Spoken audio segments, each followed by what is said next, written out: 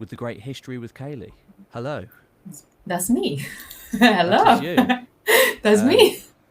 oh, actually, is it live? Oh, it is live. It is live. It I is must have, live. Awesome. I think. It is live. Look, Yeah, there we go. All right, I'll cool. just check. So we're here. We're going to be talking about the wonders of ancient Anatolia, which is a subject close to both of our hearts. We're both big fans of Turkey and just the incredible archaeology that is in that country. And we've each picked 5 of our favourite archaeological sites to discuss. I mean, how are you? Let's do some niceties. We can't Let's just be jump straight in. nice. No, I'm doing good. It's later than we thought we would live stream today. So Yes, around this time of day, I sometimes get really tired. So it's we've. fine. I thought, you know what? I'll just grab myself an apple cider. I'll stay Oh, awake when I drink alcohol. It's fine. nice, nice. Yeah, if I drink alcohol, I fall asleep. To be fair, so I've got a nice coffee. That's a Not guy not thing, not right? a British tea. It's a coffee today, an American coffee. Oh, So American coffee. yes. So yank Um, from you. well, so I do like my coffee. I do like my coffee. Any caffeinated beverage, and I'll have it. I I Um, understand. I was going to ask you. I was going to ask you a question. No, it's gone. It's gone. Yeah, Um, it's poof. what have you been working on lately? So lately, I've been working on a Doggerland documentary. I'm so addicted to Doggerland. Excellent. I did a It's Doggerland really one bad. about 6 years ago. Yeah. I don't think anything's changed in Doggerland since then, but maybe it has. I don't know. Maybe any Not cutting much. edge discoveries. No, unfortunately, no, no. Yeah, I think it's we Dutch would just need to like recreate Doggerland already. Like we can well, do it. you sort of are, aren't you? You've been reclaiming Yeah. the land for what 500 years. Yeah. Something like that. Yeah, but I also have like this beautiful Doggerland book that I bought Oh, at nice. the Museum of Antiquities Oh, years fantastic. ago I've at not this seen that point. one before. The Dutch Museum of Antiquities. Yeah, in Leiden. Oh, I've been there. Yeah. That's a really good one. Oh, it's incredible. So It's they the one have with this. the Egyptians. Yeah, Yeah, yeah. I've been there. So Yeah. they had this massive Doggerland exposition in 21. So I went, and that made me addicted to Doggerland. And now I Mm. have actual Doggerland fossils in my house. So actual looted from Doggerland. And not necessarily looted. They have belonged to a museum for a long time, but the Yeah. museum had a fire, and Yeah. so the artifacts were damaged, like for a Mm. museum, worthless. Mm. So they were sold to a company, and then that company sells them. Yeah. So Yeah. Oh, I how saw exciting! that I was able to like buy actual mammal fossils from Can the we see one? Doggerland area. Give me a sec. I have to put this off for a moment. I didn't expect this. Pete. Oh, we've got to see the Doggerland stuff. We've got to see the Doggerland stuff. I see there's some Tash Tepela T-shaped pillars there as well on your side. Oh, you can't hear what I I'm saying. have I was just saying treasures. you have some Tash Tepela T-shaped pillars as well. I Oh see yeah, yeah, there. yeah, yeah, yeah, yeah, yeah. Yeah, amazing. Are they from Turkey. from Yeah, Urfa, from yeah. Shanley So Urfa? this one I actually got Oh, through look at that! Ramazan, Look at that! and so this one you can't buy at like the museum stores and stuff like that. Uh, Ramazan is your local guide when you're in Turkey. yeah, He's your Ramazan is guy, incredible. He's sort amazing. of He your also got fixer. me Urfa Man. Oh, look at that! Is That's that incredible? Like they even did that's the classic. eyes. Look at this creepy eyes, isn't it? Creepy eyes, right? Like I'm not a YouTuber, okay? I'm not an influencer. I suck with cameras. It's fine. Kaylee, you look very high def. I am speaking into the camera on my computer, but that's how Oh, bad of a YouTuber I am. perfect. I So I'm do in not. good company now. Yeah. I literally don't know how to YouTube. So like I said, I've got treasures. Oh, Doggerland fantastic. fossil. That is So this is between 40,000 and 10,000 years old. wow. Okay. And this is not the only one I grabbed. Hmm.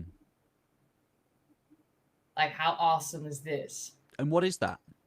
I have no idea. That's the beauty of it. It's a piece of a mammal bone. Yeah, it's all piece of mammal bones. Most of them are like deer, maybe some auroch. Yeah. So, but like 10,000 to 40,000 years old.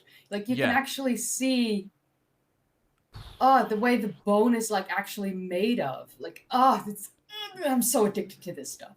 It Never is expected insane that from to me. think that creature was roaming the wilds of Doggerland, possibly being hunted or hunting the humans who lived in Doggerland. So some of them all even have their millennia ago marks still, like when they belonged to the official collection. The problem is that the paperwork was actual paper, and the paper got ruined, and it was never digitized yet. So they lost the information of all these pieces, and that's why it became useless to the museums, because they could never showcase it with the proper stuff. So they decided, you know what, we're just gonna sell it. People will probably be idiots enough to buy it, and then hey, here I was. It's mine now. It's always a horrible shame when something bad happens to a museum. I know. Whenever there's a museum fire or something like that, because you just think the sheer improbability of those artifacts surviving to be in a museum in the first place, and then they're all lost again. Like, oh no. It's a shame, but at the same time, now it's mine. Which yeah, makes well, it all these okay. ones survived. These ones survived. These ones survived. You know, still there. Well, that's cool. That's cool. I like Doggerland. I mean, so roughly the same time as Doggerland, in Turkey. That's a nice little transition. Let's go in our time machine. Let's go in our time machine. Let's travel across Europe, and we'll land. Where are we landing? Well, in Anatolia. Which site do you want to begin with? If I have to begin, probably with Chakmak Tepe. It's customary for the guest to go first, so I will. Perfect. So I prepared absolutely nothing. Oh, and the reason for that is because that's absolutely fine. I've been to these sites, so I've heard from the local archaeologists and like my experiences at these sites. So I wanted to be me as my experiences were and what I've learned. Great. So, to be honest, I mean, just looking at this list of archaeological sites, there are quite a few on here that are very obscure. So I think people listening are not going to have heard of some of these, which is incredible. I mean, I have not. I know some of these names, but... I completely flunked, by the way. I was supposed to send you a picture, and I have to do that right now because it's going to help people a lot, like understanding these sites. So is it a map? Yeah, it's a map. I created a map of the. Yeah, I created a map myself for the Turkey, all the Taştepeler sites. Well, where the hell did I put it? Okay, now I'm getting warm, like really warm. It's fine. I must have put it in like. No, I didn't put it in my merch stuff. Oh my god, it's not. Oh, I understand. Mm-hmm. I actually looked on the Wikipedia page for Karahan Tepe earlier, and there's a new map that someone's created and put on there, which is quite exciting, that didn't exist. Oh, that's really nice. Last year. Okay, so let's find your email. History time. I need to make a new email to history time, and I have to put in the picture. While you're sending this email, I'm going to share. Yes, it's done. I'm going to share my screen. Perfect. And I will open the same map because then I know what the people are looking at. Nice. Makes it nice. All right, so it's sent. You should have it. All right, excellent. So which one are we starting with? So we're starting on the bottom left with Çakmak Tepe. Flipping heck, here we Yes. go. Yeah, like I said, I should have had. Oh yeah, okay. So these are videos. You probably don't want the sound. So last year Kind of in do. 2024, I was in Turkey, and after the tour ended, Dakota, Ramazan, and I drove to the obscure Taştepeler sites that are not really known. So I've got a Ayanlar, map here. Çakmaktepe, and I think, yeah, Sayburç that day. So those are the three on the bottom left. That's like the small triangle on the bottom left. Ayanlar, when we were there, was still on a hill, small hill, and it was a graveyard, like even in modern times. Like some of the graves were only 20 years old, which made it very difficult for the government to actually be able to start excavations, because all these graves needed to be dug out and placed elsewhere, and not every family was accepting that. So that took a long time. And last year, or like this year, they actually started the first excavations at Ayanlar. Awesome. But we also went to Çakmaktepe, and that's the most bottom left on the map. Çakmaktepe is a lot older than Göbekli Tepe, and possibly the oldest of the currently known Taştepeler sites. And that makes it incredible. There are no T-shaped pillars at Çakmaktepe. And that's mind-blowing, because all these sites are known and like discovered through their T-pillars. They're the T-pillar people. Yeah, that they are is the interesting. T-pillar people, and you can see if you grab like the video again. Yeah. You can see the walls in like the video and things like that. Oh, so is this a good video or a different one? Probably a different one, because this is Let's more try like the this is the interesting ritual area. Yeah, this is, for me, it was interesting to see this. These like, this is bedrock. So that's carved into the bedrock. This is carved into the bedrock. 12,000 years ago? At least. At least. Because it's older. It seems maybe even 1,000 years older than Göbekli Tepe. And like these post holes. Crikey. Like so they seem to be post holes. So something wooden was here. It's very possible, yes.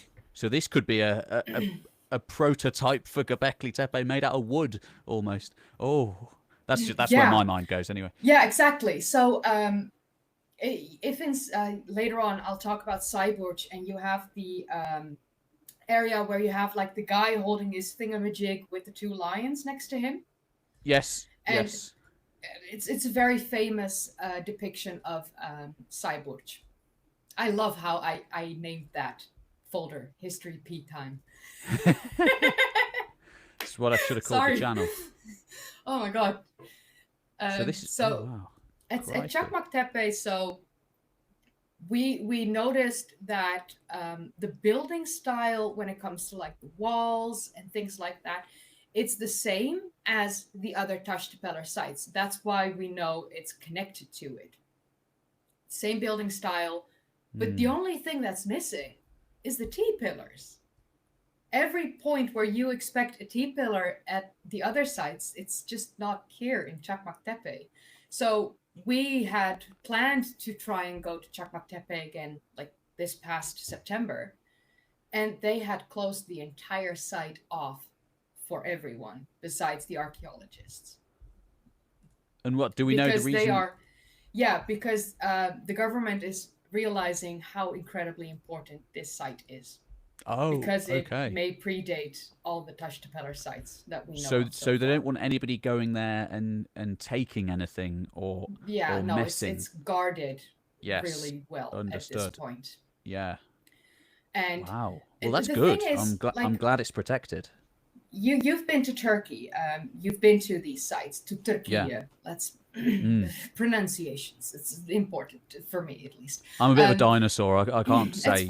I can't pronounce new things. So you've been there, and you've been in this area, and you see a lot of the hills. And a lot of the hills, you can clearly see the geological layers protruding. You can.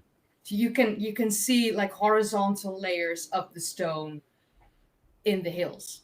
But then yeah. every once in a while, there's a hill that doesn't have that. And so those hills are points of interest for the Turkish people now, because they have realized that the hills that do not have those geological layers, those are the hills where they find Taştepeler sites. Wow. And there's because a lot they're of them. they're not hills made by geology. They are hills created by human hands. I don't do man-made anymore, because I feel like man-made is not necessarily the correct way to say it. It's human-made. True. Because human-made. Yeah. Yeah, man-made. It's too masculine for my taste, and we all know like men and women did things together, especially in ancient times. Like women hunted, men gathered. It depended on your skill set, what it was that you did. So these sites have been created by humans, human hands, and you can see those hills, and they do not have the geological layers. And it's so intriguing. Every time I go there, I'm just looking out the window, like all these hills, and I'm not seeing anyone that doesn't have those geological layers. And it gets me every time, because I want to discover one and call it Keli Tepe. Yeah, absolutely.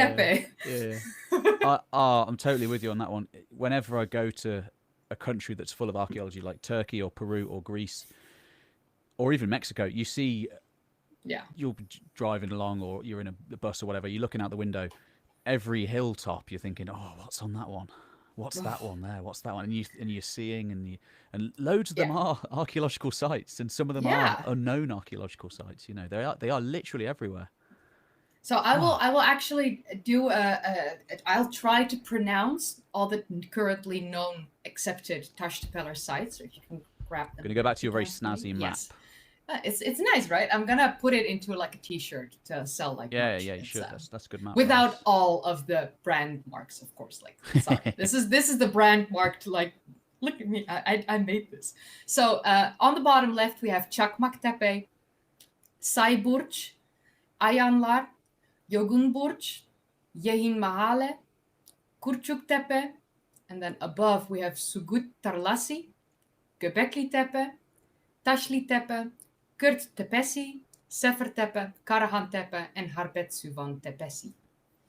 Those are the currently known Taştepeler sites. Can you do the pronunciation on my videos? I don't. Wow. My pronunciation is very bad.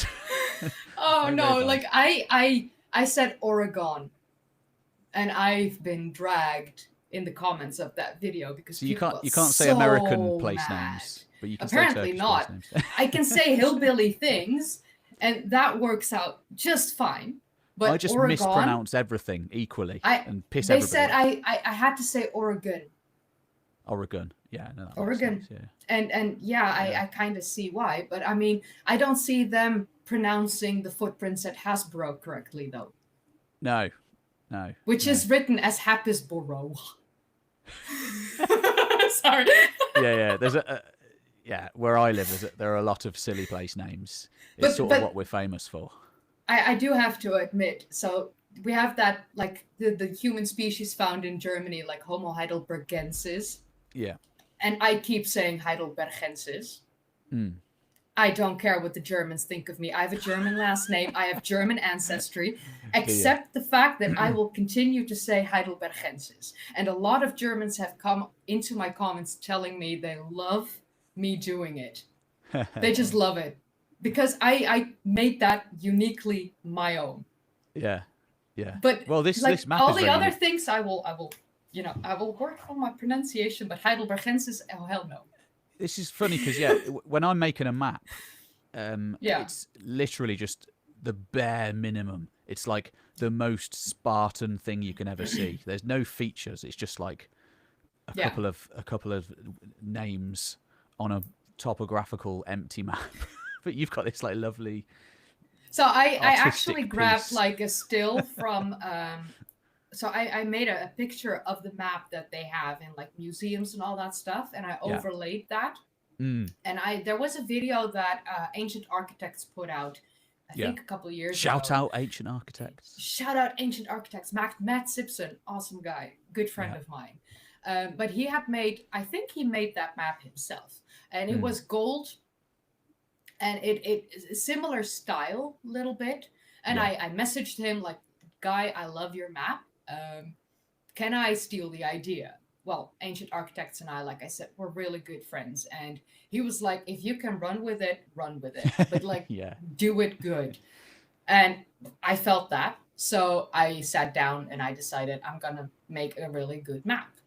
And I actually have the original file still, so I can like remove any of the lines that I want for like future videos and make connections. Otherwise, I'm very happy with it. And the great thing is you can see all of the energy portals where the aliens built their landing strips. These are all Atlantis communication portals. Exactly. Yeah. All the Stargates. Let's go back to Chakmaktepe. Chakmaktepe, yes. Chakmaktepe. I'm super because did you say there were walls? Yeah. So this is here. Like that's what we're looking at. Yeah. So this is a little bit. So that's still like around more of like one settlement, possibly. But that's not necessarily connected to like the rest of it. It's quite well defined, though, isn't it? A long video, but I'm not sure if it actually. You're lucky to have visited this place before it was closed off. I absolutely feel that. Yeah. Yes. Oh no, wasn't this the one? Maybe like all the way to the end of it, but I'm not sure. Yeah. That's bedrock. So and you can see here a little bit of the walls, but like this is mostly bedrock. Like they actually carved it into the bedrock. Wow. It's insanity. Amazing. Not sure which one is it. So I've been working on a video on Chakmaktepe for the past year or so, but I don't have enough footage and stuff to like put into it. Wait, let's see. Which one was it? I thought I sent you one with like the walls as well, but I'm not sure if it like actually sent through. I may have sent one double. No. That's all right. That's fine. Cool. To be honest, I mean, this is a really interesting little insight into just generally what some of the other Tash Tepe sites look like, because I think most people have heard of Göbekli Tepe, Karahan Tepe, maybe a couple of others, but there's 40 sites.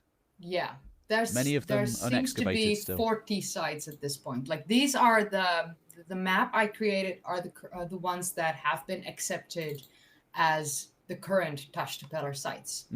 Which is awesome, but there's going to be a lot more. Yeah, I suppose we should just briefly. So this is pre-pottery Neolithic.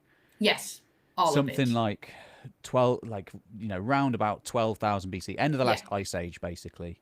There's just this incredible flourishing of these sort of ceremonial sites, southeast Turkey, and it really is at the forefront of world archaeology. Because this is where it all begins. This is sort of complex communities. When you look at the Neolithic later on, and you see all these mound and megalith builders in Europe, like throughout Europe, Malta, Serbia, England, the Netherlands, Germany, all that stuff. They seem to be connected to the ancient Anatolian Taş Tepeler builders. So I think it was Newgrange, they found like some human bones in the tomb, and they did DNA analysis and like looked at the ancestry of the bone, and it was connected to the ancient Anatolian farmers. That's yes, I think that is the case. Yeah. I think that's like most of the tombs actually. Exactly. So think of this. It is literally 12,000 years ago. It's the same you have bloody people, isn't it? Yeah, it's the same bloody people. So 12,000 years ago, you have all these Taş Tepe sites, and they're created over the span of a couple hundred years, possibly 1,000 or 2,000 years, that all these sites were created. And then after that, buildings seem to have stopped, and we started agriculture. Yeah. But they something didn't in their disappear. lifestyle, They didn't exactly, something disappear. in their lifestyle changed. So they were no longer thriving, but needed a new way of surviving. Yeah. And that led to agriculture, and that eventually led to people leaving that area with some certain knowledge passed down through the generations of creating ancient structures. And then they went all over Europe and they started creating massive stone structures Yeah. all Yeah. Yeah. over. Yeah. It's this It's, really this lengthy megalith building tradition. yeah. So like Stonehenge really has its origins here, pretty The much. Dutch You know, dolmen pretty yeah, much have their yeah. origins in Separated by Turkey. thousands of years, but it's the Yeah, same but I kind mean, of idea, isn't it?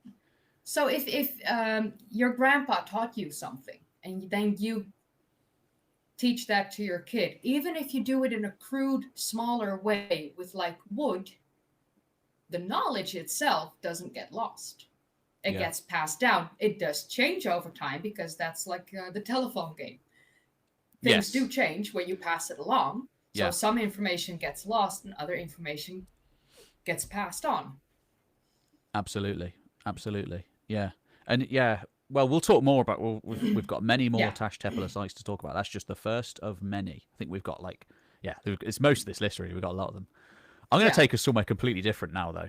We're going to go thousands Do of it. years into the future, and Love that. kind of the other side of Anatolia. Actually, we're going to go. I don't know. You may not have heard this site. You may have heard this site. I don't really know how famous this is. I mean, I think it's kind of famous. This is Gordian, basically. So this is the archaeological site of Gordian, which is it's about half. It's about an hour, 2 hours outside of Ankara, which is the Oh, capital of Turkey, yeah. and kind of a little bit like the Tash Tepeler sites. This is a tell. So this is a big, massive, man-made mound, and it's That built is up a massive mound. by Yes. yes, it's just built up by the refuse of generation upon generation of people living here and just building houses. The house crumbles and collapses. They build another one on top, and then Yeah. eventually it all gets sort of just piled up on top of each other until That's it's a what big, I massive hill. see when I look at like Karahan Tepe. Yeah, yeah. This is a bit Like more that excavated than that because massive. this has been excavated. It's over 100 years now. I think they started excavating here like the late 1800s because this is a Right. place that is heavily associated with mythology. So Mm. this is the capital city of the Phrygian kingdom. So it's an Iron Age kingdom in western Anatolia, Okay. a little bit before the Greeks. So also contemporary with the classical Greeks. And it's where this guy lived. This is King Midas. I don't know if you've ever heard of King Midas before. He's the king I with the golden have. touch. So he's the guy who Yes. anything he touched turned to gold. And then basically Can I hire him? yeah, I mean it's nice, isn't it? But of course it's one of these fables, so it all Yeah. goes wrong in the end, and he has a bad time in the end, basically. Yeah. Later on, Gordian is the place where Alexander the Great goes there, and he tries to untie the Gordian knot. And it's this riddle, and it's like if you untie the Gordian knot, you'll be a great conqueror, and all this. And of course, Alexander the Great slices it with his sword. That's how he unties the Gordian knot. And so there's all these stories associated with the place, and that's mostly what it was for a long time. It was just a place that, the Phrygians were this sort of mythological people. Herodotus talks about them a lot. But So mythological people, myths and legends, but possibly throughout history passed down through the generations because it led to a real site. Yeah, exactly. And then it's like, there was a little bit like, like the ancient Troy. We didn't really know much about the actual history of what had gone on there until archaeology was done. And it turns out very real, flourishing site during the Iron Age, wildly important. There's a big, massive gate here at the front. You can see cars there, sort of on the left-hand side, as those cars are tiny. Of how big this place is. That's the gate, entrance gate, and then quite a lot of it's been excavated. So the style, I'm not sure if you've been there, but like the style, would you say like the gate? It's very Assyrian looking, like even with like. Yes, it is. It's this interesting blend of Eastern Right? and Western styles. So at this time period, the Assyrian Empire is still alive. It's still going. I'll show you some depictions of Phrygians. So this is a depiction of some Phrygians. These are all my own images, actually, just to show off. This is from my trip 3 years ago. I only sent you pictures I took and videos I took. I mean, this is from the Museum of Ancient Civilizations in Ankara, which is an awesome museum. Highly recommend that museum. But yeah, these are some Phrygians here, and they look a bit Greek, don't they? So they've sort of got the little the Greek it's very the helmet reminiscent top. of the Greeks. Yes, also but like the way they're depicted. The animals look almost a bit Eastern. They look a bit Assyrian. So it's this interesting kind of like crossroads. The stances mostly, like the stances of the animals, like the way the paws are like aligned, the legs. Yeah, that's very Assyrian. It's a mixture of East and West. And this is one of the craziest things. This is the tumulus of King Midas. And it's one of the biggest burial mounds in the world. Look at the size of it. It's the same size as the town that's next to it. How did I... Sorry, like I've huge. been addicted to burial mounds for like you've got to check this one out. 6 years. Yeah, you've got to check this one out. I did not even know this one existed. And I've researched burial mounds for my channel. Like I'm pleased to have mounds. Like brought this to your attention. You've got to have a look at this, because you can even go inside this one. No, oh my god. Yeah. Oh my god, so, I'm gonna have to call Ramazan. you're gonna have to check this out. So this is the interior, and look at how well built it is. It's this stone tomb inside that massive one question: earthen mound. How much of this is reconstructed? Because almost all burial mounds that you can enter in modern times are reconstructed in modern times. That I can't tell you. Maybe this has been reconstructed, but all I know is I was able to walk inside, and it blew my flipping mind. Because flipping mind. No swearing here. So yeah, you walk in there. This is original, because this is the actual. I know that the wood from the chamber survives. So this is actual wood from 2,700 years ago. Because this is 700 BC wood. Sort of time. Yeah, I know. Ancient wood is insane when it survives, because usually it doesn't survive, as we know. No. Because usually it's too damp, too moist. Even too dry, it's a problem. Yeah. But I don't know why, but for some reason this wood did survive. That's there. And That's incredible. This isn't my image, actually. This is a reconstruction. I don't think this is in the museum anymore, but this was a reconstruction of the guy buried in the tomb back in the day, because he was, as usual in the ancient world, he's surrounded by all these amazing objects and artifacts, and we can understand quite a lot about the Phrygian elite way of life through this guy, basically, and this tomb. I am happy to see that baldness was a thing back then as well. Like honestly, guys, made him bold, if your hair stopped growing, it's fine, because it seems like King Midas back in the day had the same, and he had. You can still be a king. Yeah, you can still be a king. You can still have gold touch. Yeah, absolutely. The other thing I was going to show you was. So this is the landscape, right? This is Iron Age Gordian. So this is the city here. So it's this walled city, massive place, and here. And here in the south are the burial mounds. So these are the burial grounds of the elite rulers of the Phrygian kingdom. And look at how many there are. They're all over the place. This is the biggest one. Yeah. But there are other large ones as well. Yeah. Oh, I do love a couple good burial mounds. I love a burial mound. Oh, I went to Gamla Uppsala in Sweden. Oh, I love that place. Visited my sister in 21. I love that place. And Höga and Falsgarden. Yeah. Oh. Are those other sites as well then that you went to? Yeah. So, wow, I haven't been to any of those. I've actually been Yeah, quite a little bit all over the place in the past couple of years. Like I didn't incredible. travel until I was 26, Well, you've and made up now for I'm it. 34, and I've made up for it. Yeah, yeah, absolutely. Yeah, Gamla Uppsala. Oh man, it Oh, actually reminds me a little bit of yes, Gordian because yeah, it's a similar kind of idea. It's a similar kind of thing. You know, it's this like single grave culture. Basically, yeah, you bury an important person in a big hill. You stick them in the exactly. ground with a load of stuff, and they go in But there. also, like the whole notion of burial mounds, I find it so fascinating. Like we in Yeah, modern times, we cremate people or we yeah. bury them, and like I will become one day, create them into a tree because you bury them in a pod and that gives a tree life. I That's what want I to want be to put do. into a. I want to be put into a Neolithic tomb. Apparently, there you can. That's a thing that you can do now. You can do that.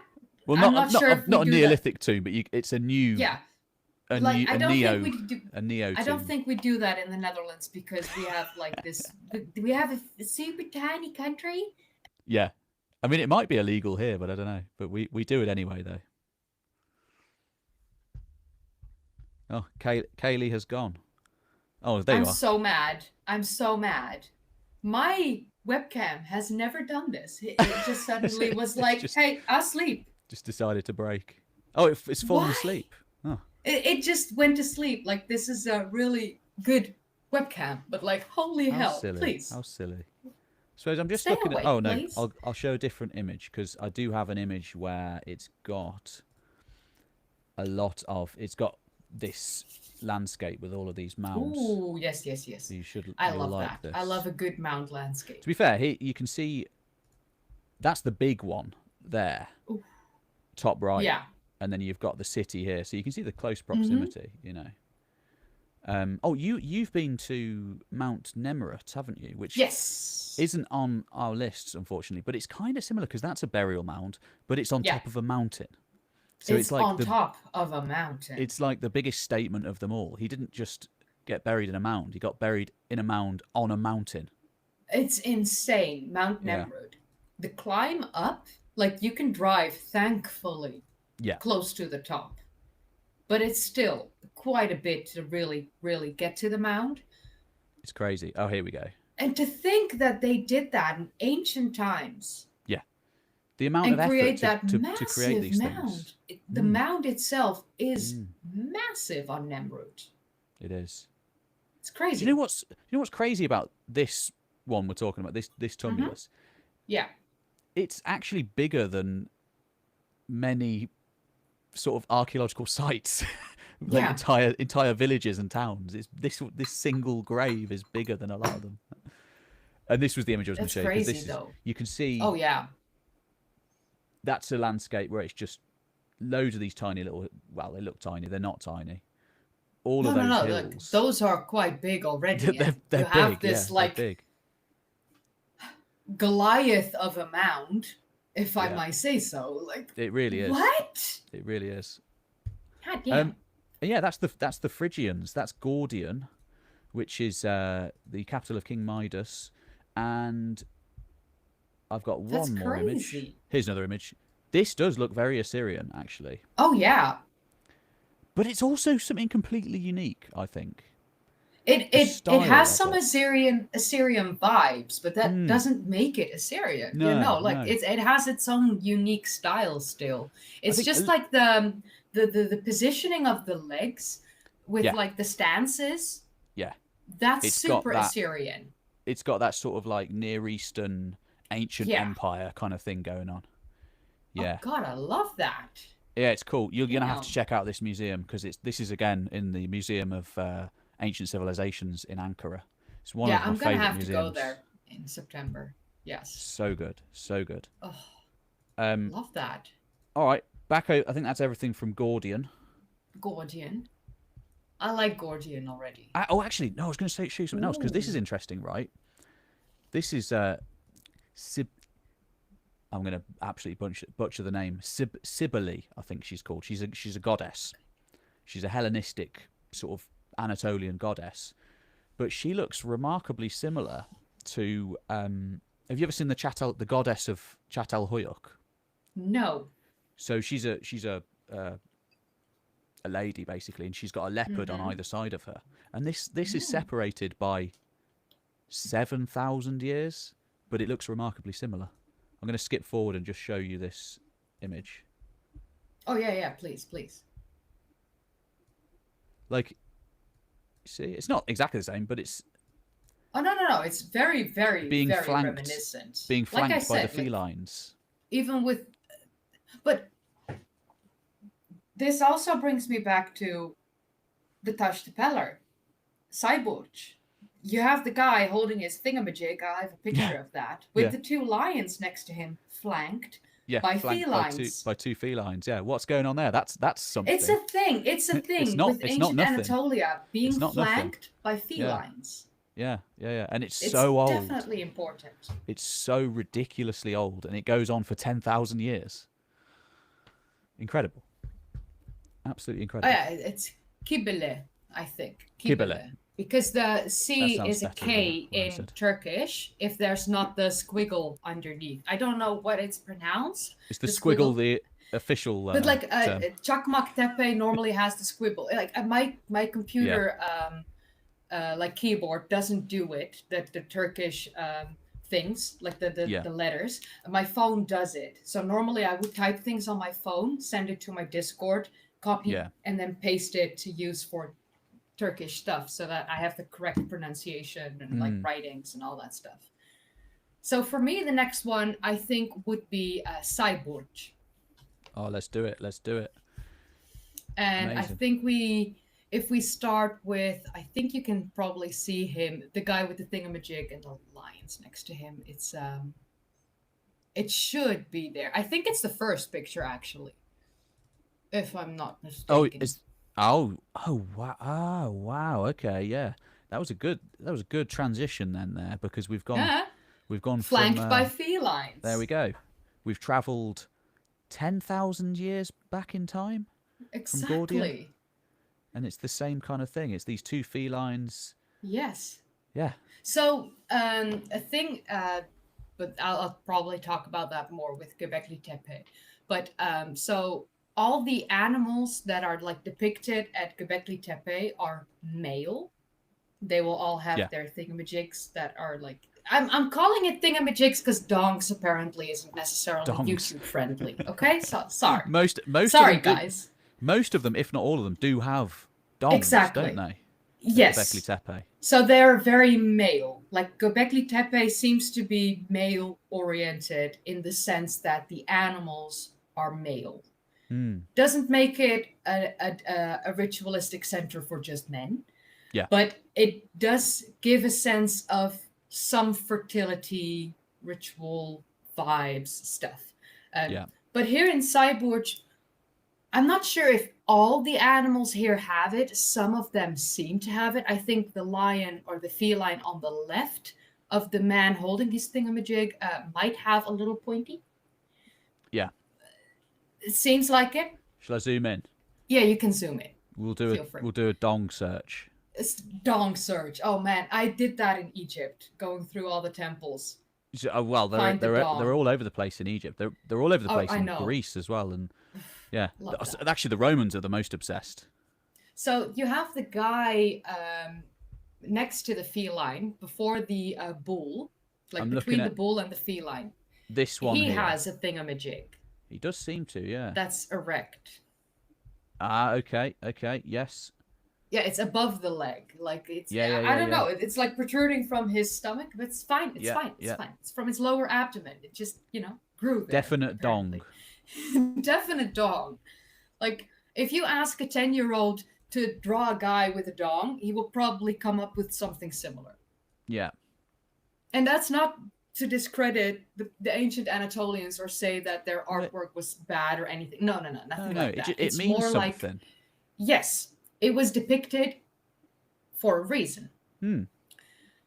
So this part of Cyborg is very, very intriguing. It seems to be a point of people coming together. I'm not going to necessarily say... So there's this thing when people listen to historians and historians say things like ritualistic center or any of that stuff, temples, people assume that it's religious. Ritualistic or anything in that sense, when a historian says it, looking at the ancient world, doesn't necessarily mean anything that it has anything to do with religion. So yeah, celebrating your birthday is a ritual.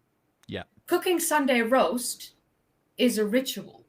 Getting a hanging drink out with before, friends at the bar. Exactly. Getting a drink before a live stream, that's a ritual. It's what I do before everyone. I'm like, oh, I've got to get a drink. Can't do this. I listen to music when I do my makeup. It's my ritual. It's a ritual before I go and film. Yeah, so absolutely. A ritual is something that you do with meaning. Yeah. For a reason. To either make you feel good or to share something with someone. Yeah. So a ritualistic feast at like Göbekli Tepe doesn't necessarily mean that it was religious. Saying a family Sunday lunch, a family Sunday roast, you know, a family barbecue, I suppose. You get everybody round. It's a barbie. Yeah. So here at Sayburç, this location, it was found in the basement of a man's home. They kept it silent for at least a decade, possibly longer, because the man knew the moment it became public knowledge, he's got to move. The entire village will be destroyed and everyone will have to move. And you have to think about the fact that these people have been living there for at least 400 years. Yeah. That's generations. I can't imagine the pressure. I can't imagine the pressure of knowing that your entire village will be gone if you report this. So he tried to keep it as silent as possible. Eventually, word got out because not everyone who knew about it was able to keep their mouth shut. Stuff happens. He is sort of, kind of in charge of the land still. So he has a key to open the site if you go there. Like this part is blocked off with like an actual fence. This part, which you're seeing right now on screen that Pete's sharing, this is like open. You can walk to it, but like the village is right next to it. People already had to move for them to be able to excavate this. So this is being excavated, is it? Yes. Yeah. So I have pictures from like both years, and they're a little bit through each other, and some videos. Most of the videos are from last year. Most of the pictures are from this year. Somehow I go to a site and it's like either I take all pictures or all videos. Nice. I'm so annoyed with myself for this, but like, sorry in advance. But so the walls that you see here, you can actually see those similar walls at like this Çakmak Tepe. I just didn't. I think the video file was too large for me to send directly to my Discord, and it got a whole. It was a thing. Like I created some way too large video files when I was there, and it's been a thing getting those to my computer. One day. But I've got like 30,000 pictures and videos on this phone, and if this phone breaks, you've got it backed up. No. I'm done. Kaylee, you've got to hear it from me. You've got to back it up because I know my phone got stolen. When was it? Earlier this year, and luckily I had most things backed up, but I did lose a lot still. So all my travels are on this phone. It's not great. I have to work on that. Sorry.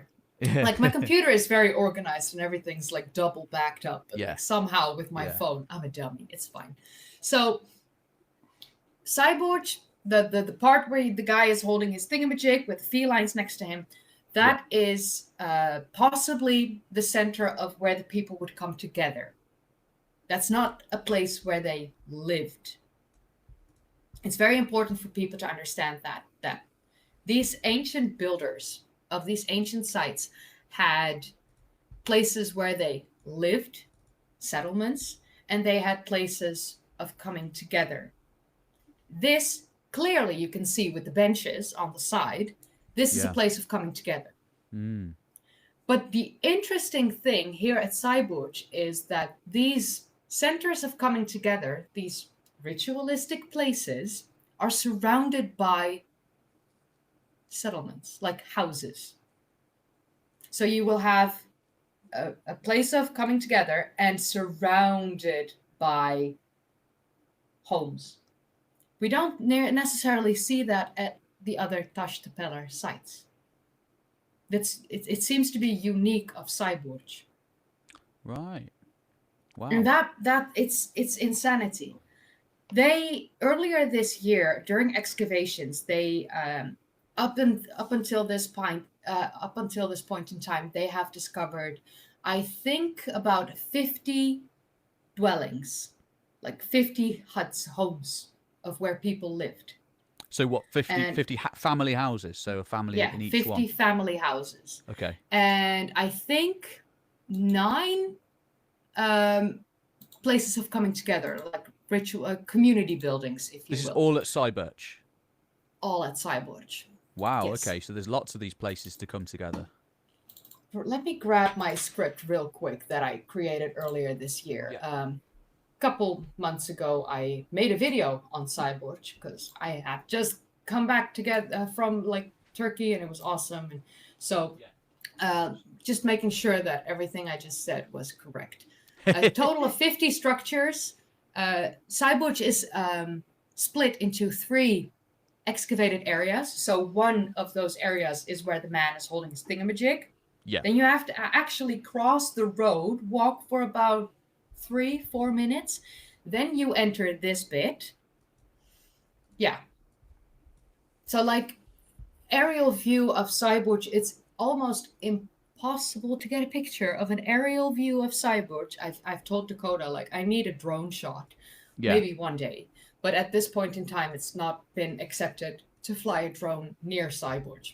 Yeah. So Cyborg, 3 excavated areas. So you have the man holding his thingamajig. Then you have the main massive site. And then you have to walk for another like minute and a half. And then you have another section of excavations. It's massive. This is absolutely It's beyond wild. comprehension. So, and there's T-shaped pillars here.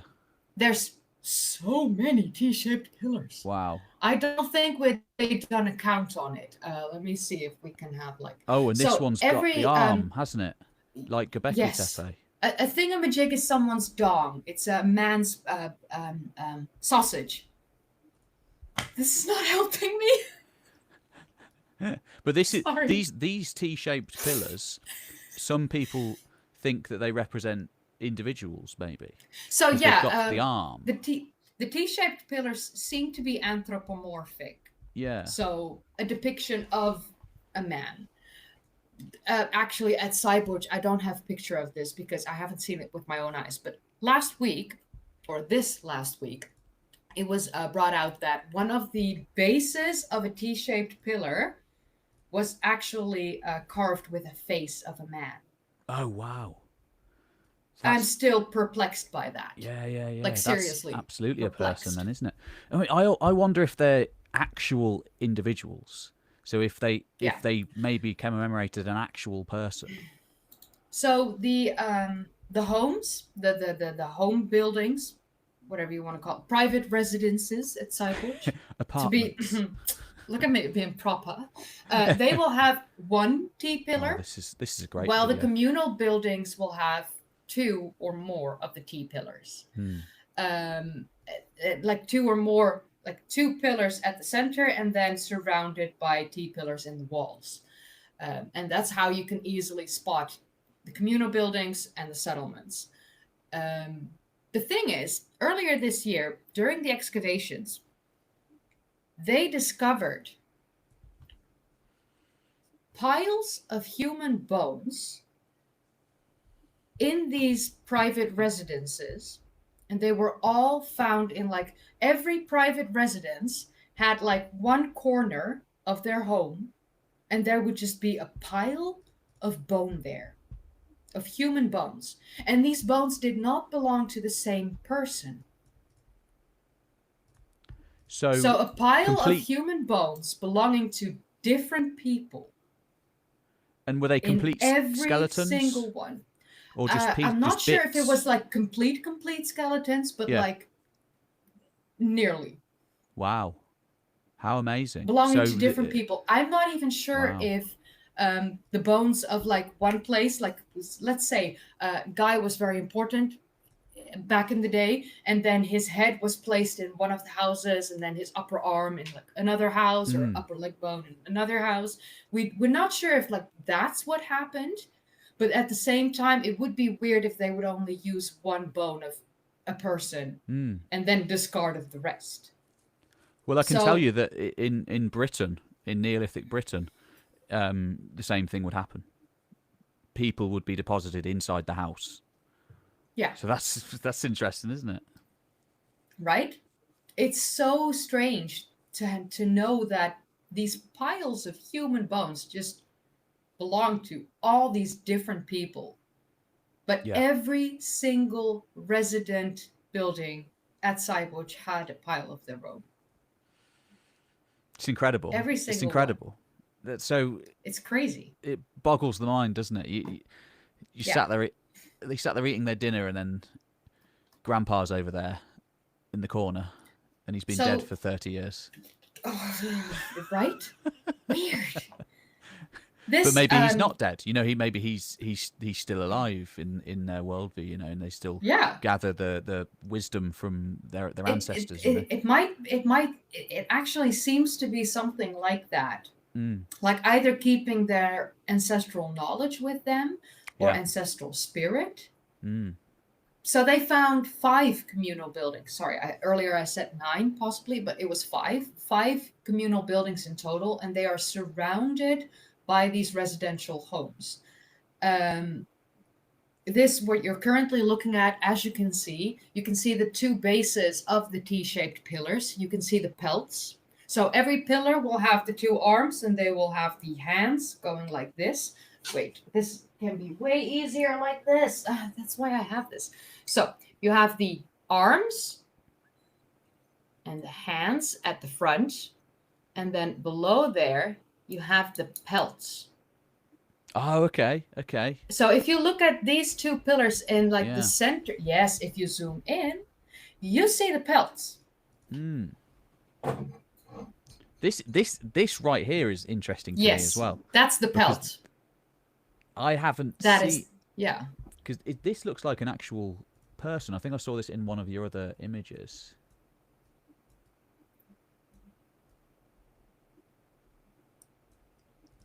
Where are we?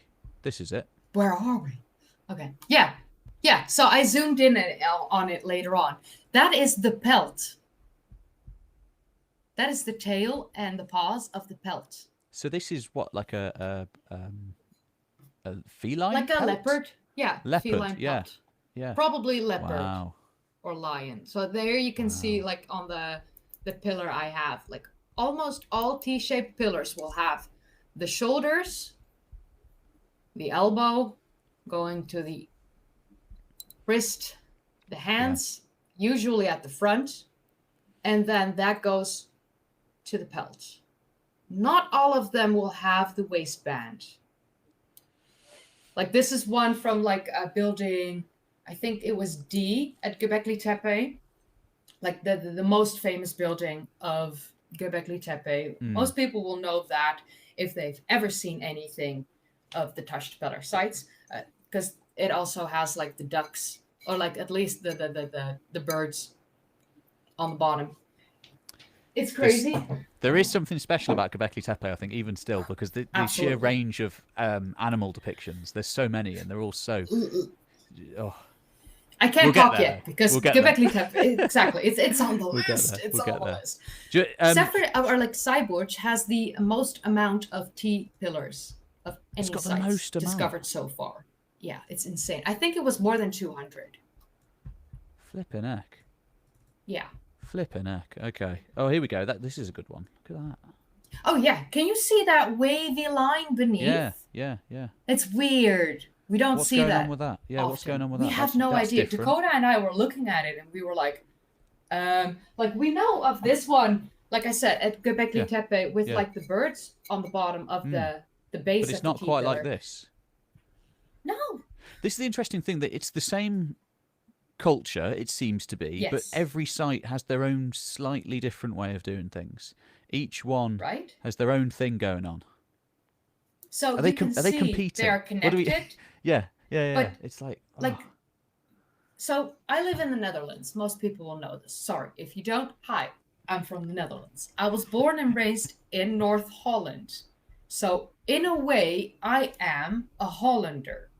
yeah, Dutch people do not like to be called Hollanders or being told that they're from Holland.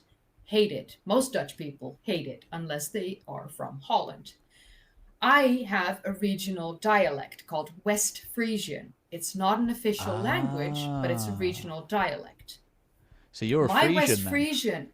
Oh, no, no, no. No, no. That's the You're thing. You have the ah. Frisians, Oh, you're and not a because Frisian. You're that's an actual language, right. and that's from Northeast Netherlands. Yeah, I'm in North Holland, which is the Northwest. We had the Northwest. West Okay, Frisians here. got you. And the Got you. West Frisians spoke their own dialect. They fought the Frisians. They actually like traded with them, all that stuff. But we weren't Frisians. The Vikings looked at us and were like, "Oh, they must be Frisian as well because they fight like the Frisians." Yeah, Thank God we did. But like, yeah. thank Horus. Well, the But Vikings seem to have had quite a horrible time in the Netherlands. They oh yeah, turned up yeah, and we they just got sort of, well, everybody just sort of became a bit Viking-y, but yeah. the Frisians So, and you lot did survive. but when you look at my super tiny, tiny country of the Netherlands, even in modern times, we have very distinct regional differences. Yeah, People in yeah. the south speak with a soft G. It's a Mm. h sound. While I, here up in the north, I use the hard G, which is a h. Vastly different. So when you hear Yeah, someone speak, you can listen to the things and it's like, oh, you must be from the east or Groningen or Zeeland or Brabant. Or it's very, you very similar. you immediately know, don't you? It's the same here. You Yes. immediately know where someone Unless you're from. from up north of Amsterdam, here in Yeah, North yeah, Holland, because people will always assume you're from Amsterdam. yes. But if you're I'm from the not. area, you can always tell, can't you? You know, it's the Yeah. same here. Like the Yeah. next city, for I live in Nottingham, Derby So when you sounds look at completely these, different, and it's the next city along. exactly. You know. When you look at these regional differences, even in modern times, think about 10, 12,000 years ago. These Yeah, people had the same building styles, same building techniques, but they all had their own communal and ancestral creativity put into it. So you can see the ducks or the birds at Göbekli Tepe and yeah, the squiggly lines looking something like more reminiscent of water ripples, maybe, at yeah. Saibuch. And at Karahan Tepe, it's way more leopard based compared to like Göbekli Tepe, which is way more fox based. Yes. At Saibuch, I found a depiction of a lion on a Wow. T pillar. I'm not sure if I have that in this folder. I tried to send it. Like I said, a lot of videos I took were way too large to even send off. But like I tried to I like this one. use some of it as much as possible. Like my most of the videos I was able to send were like from last year. Most of the pictures were from this year. It's so difficult to like get stuff. Here's you with a T-shaped pillar. Is me. Oh, I'm so happy when I'm there. Yeah. Well, It's so obvious. it's an incredible place. It really is, because Oh it's yeah. just, you can feel how ancient. Oh yeah, it here is, you can know? see actually more of like that communal building where the man Yeah. is holding his thingamajig. You can see the two center pillars there, at least their bases. Call to prayer. Don't know if Yeah. anyone can hear that, but yeah. Yeah, they call to prayer. Yeah, yeah. It's love that. Just makes you yeah. You really get into it, don't you, when you're there? It's Oh sort yeah. of like, I'm so yeah, addicted to this stuff. People look at me yeah, and they think like, oh, it's a girl with makeup on. She doesn't know stuff. And I understand, but like, look at these books. I bought that with my own money. Like, these are all yeah, scientifically based thing. Of course, Jane Goodall. I mean, come on. She deserved a center place on my shelf. I mean, come on. You've got Raven's book there as well. I see. I know. I love it. But like I'm so addicted to this stuff. I can't possibly think of a life where I wouldn't be passionate about history. Oh, it's the only thing I've ever known, and it's the only thing I've Yeah. ever been in super. It's the only thing I've ever done. I've just always done it. Yeah. If I didn't have a job in history, then, well, there's just no world where I wouldn't. Yeah. Or People look at me and they're like, "Oh, I'd be dead." woman with like, yeah." I mean, even last night when we had made the announcement that the stream was going to be postponed, and then a guy was like, "Oh, it's 12 wonders because Clee brings 2 things," and it's like, dude, how old are you? You probably could have been my dad. First of all, yeah, probably. It's a bit. Yeah. Second of all, wild. It's completely. How dare I be born a woman? Yeah, it doesn't have anything to do with anything, does it? We're talking about history. Exactly. Like, people look at my channel and they think or assume or like they ask constantly, where's your OnlyFans? Like, if I had wanted to become filthy rich, I would have had an OnlyFans years ago. Yeah, I don't exactly. care about the money. I'm passionate about history. I'm spending, we're spending our own money. I've got a very inappropriate transition here, but I'm going to do it. Love that. Do it. Here we go. Speaking of OnlyFans, she has very, very nice chesticles. She does. Might I add? She would have a great OnlyFans, I think. But yeah, absolutely. So this is Çatalhöyük. This is again, it's the Museum of Anatolian Civilizations in Ankara, which I think I am a spokesperson for now. Hopefully, they'll send me some revenue from all the people I send to them. Do it. It really is the best museum, though. I absolutely love it. Ooh, have you seen that Şanlıurfa museum though? Yes, it is. Again, yes, it's incredible. It is absolutely incredible. Thing is about the one in. It's definitely up there for me, 100% up there for me. Thing about the one in Ankara, though, it's got all the Hittite stuff. Yeah. And I'm a big Hittites guy. I like the Hittites a lot, and it's also the Hittites together. People have been asking me to cover them, so like. Let's do it. Yeah. Yes. Let's do it. We'll do a collab. Yes. Awesome. I'm well up for doing you heard collabs it here first. on the Pete Kelly channel. Was a scoop. Here we go. Yeah. But what's going on with this scoop. this figure? What do you think is happening here? She's sitting on a throne, or like at least she's on a throne. She's on a big old chair. She's in charge. Yes. Was Çatalhöyük Çatalhöyük one of the matrilineal societies? I believe so, from what I've read. I haven't done really deep research on it yet. I've got a video coming out on it one day, but I haven't quite got to it yet. But I believe it's quite matriarchal, sort of matrilineal. They don't depict dongs very much. They mostly depict this sort of thing. They like depicting women, and they're always quite large also women. Very, very reminiscent, of the Venus figurines, the Venus of Willendorf. Yes, it's very like that. So, but then it's also got the leopards from Karahan Tepe. Yeah. So, definitely, and they don't look like lions. Well, if they were lions, it would have been the female ones because they don't have the manes. I believe it's leopards, but I can't quite remember why people think it's leopards. We got the bull again.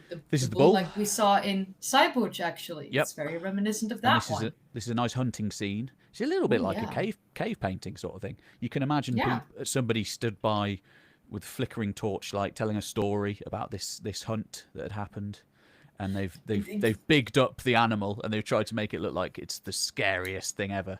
Maybe they're scaring the children. Like you said, with the torchlight, that's a thing. Like we look at cave paintings with our artificial constant light, and we're like, it's pretty. But when you look at it with like torchlight, which is flickering, the images seem to like move. They seem to move. Exactly. Yeah. And that gives it so much more weight. Oh, love that. Sorry. And these are these murals, these paintings. They're all over the place. They're on all of the buildings. So I should give you a picture of the overall settlement. Okay, Love that. right. Because This I've is. never been to Çatalhöyük. I will show you. Here we go. So this is Çatalhöyük. This is from the air. This is an aerial image of the place, and you can see. So this is it here. Yeah. See my cursor, and then these Two these main are the excavation areas. Yeah. two main excavation areas, and look at the rest of it that hasn't been excavated yet. It's massive. Can Absolutely I massive. cry for the fact that the rest is untouched? It's going to be great though, because they're going to keep digging it. They've been. Good. This is one of the biggest archaeological excavations in the world. It has been for 50 years. Every year, this will always get funding. They're constantly digging more. But the thing is, you don't want to. Since the 90s, they've done it in a very, very, very modern way, which is basically dig as little as possible and try and get as much as possible from the small amount that you've dug, in order to not destroy it for future generations, essentially. Because the amount of things that were dug in the 1920s, for example, and then the elements have just taken away most of it, so it's gone forever. People don't want to do that anymore because it's, we lose it. It's gone. Yeah. This is safe. It's under the ground, safe. But from what's been dug, it's pretty evident that the whole thing was a large settlement, and it looks something like this. Oh yeah, I immediately. Big old thing. Yes. Big old thing. And this is a few thousand years after the Taş Tepeler sites. This is like because this has the BC, rectangular 7,000 BC. Yeah, this has the rectangular new quote unquote building style. Exactly. We later on with the sites that I'm going to cover, I will explain a little bit more about that. Please do. Because the rectangular building style is younger, but still is linked with Taş Tepeler, and it was always believed that it was not linked to Taş Tepeler. So that's in the past 2 years they've discovered that there are actually rectangular buildings in the Taş Tepeler sites. It's amazing, isn't it? It is amazing. It's amazing. The more we learn, the more, to be honest, the more that links can be made between these seemingly disparate places, But you can see here as well, there's the big change was agriculture. So they've domesticated animals by this point. You've got pigs, you've got sheep. The people hang out on top of the buildings is what we think. So most of the stuff would be done on top of the buildings. It looks quite nice to me. I actually completely believe that. So when I'm this area where Çatalhöyük is located, it's warm most of the year. Oh, it's not so all warm. year, not all year, but like most of the year, it's really quite warm in that area. It's a in the warm Netherlands, place. and probably in the UK for you as well. The moment the sun shines and it's a little warm, people flock outside. Yes. If you have a balcony or a roof terrace, you will be on your balcony or your roof terrace the moment it's at least manageable and sunny. So I completely understand people who be living on their roofs. Here, because you look outside and everyone's got their shirts off. All the blokes are just walking down the road topless. Right? Right? And everyone's burned. Everyone's completely love red. That. Lobster. Yeah, absolutely. Give me a good lobster. Absolutely. But I fully understand that, though. Well. Like, living on your roof, you had your building, like your home, you had that already. You already did a lot in that when it comes to, like, stuff you're not able to do outside.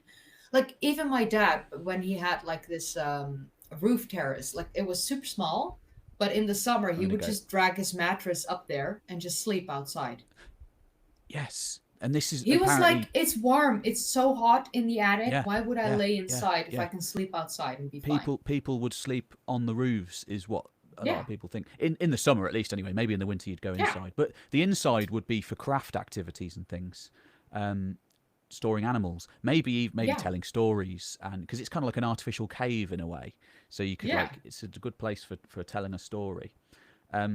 Once upon a time, the original excavator of this place in the 1960s, James Mellard, who's a bit of a nutter, he thought that there were temples and domestic houses. He thought there was a difference. He thought some of them were temples, some of them were domestic houses. Today, almost all archaeologists think that it's all houses, but some of the houses are a bit of both.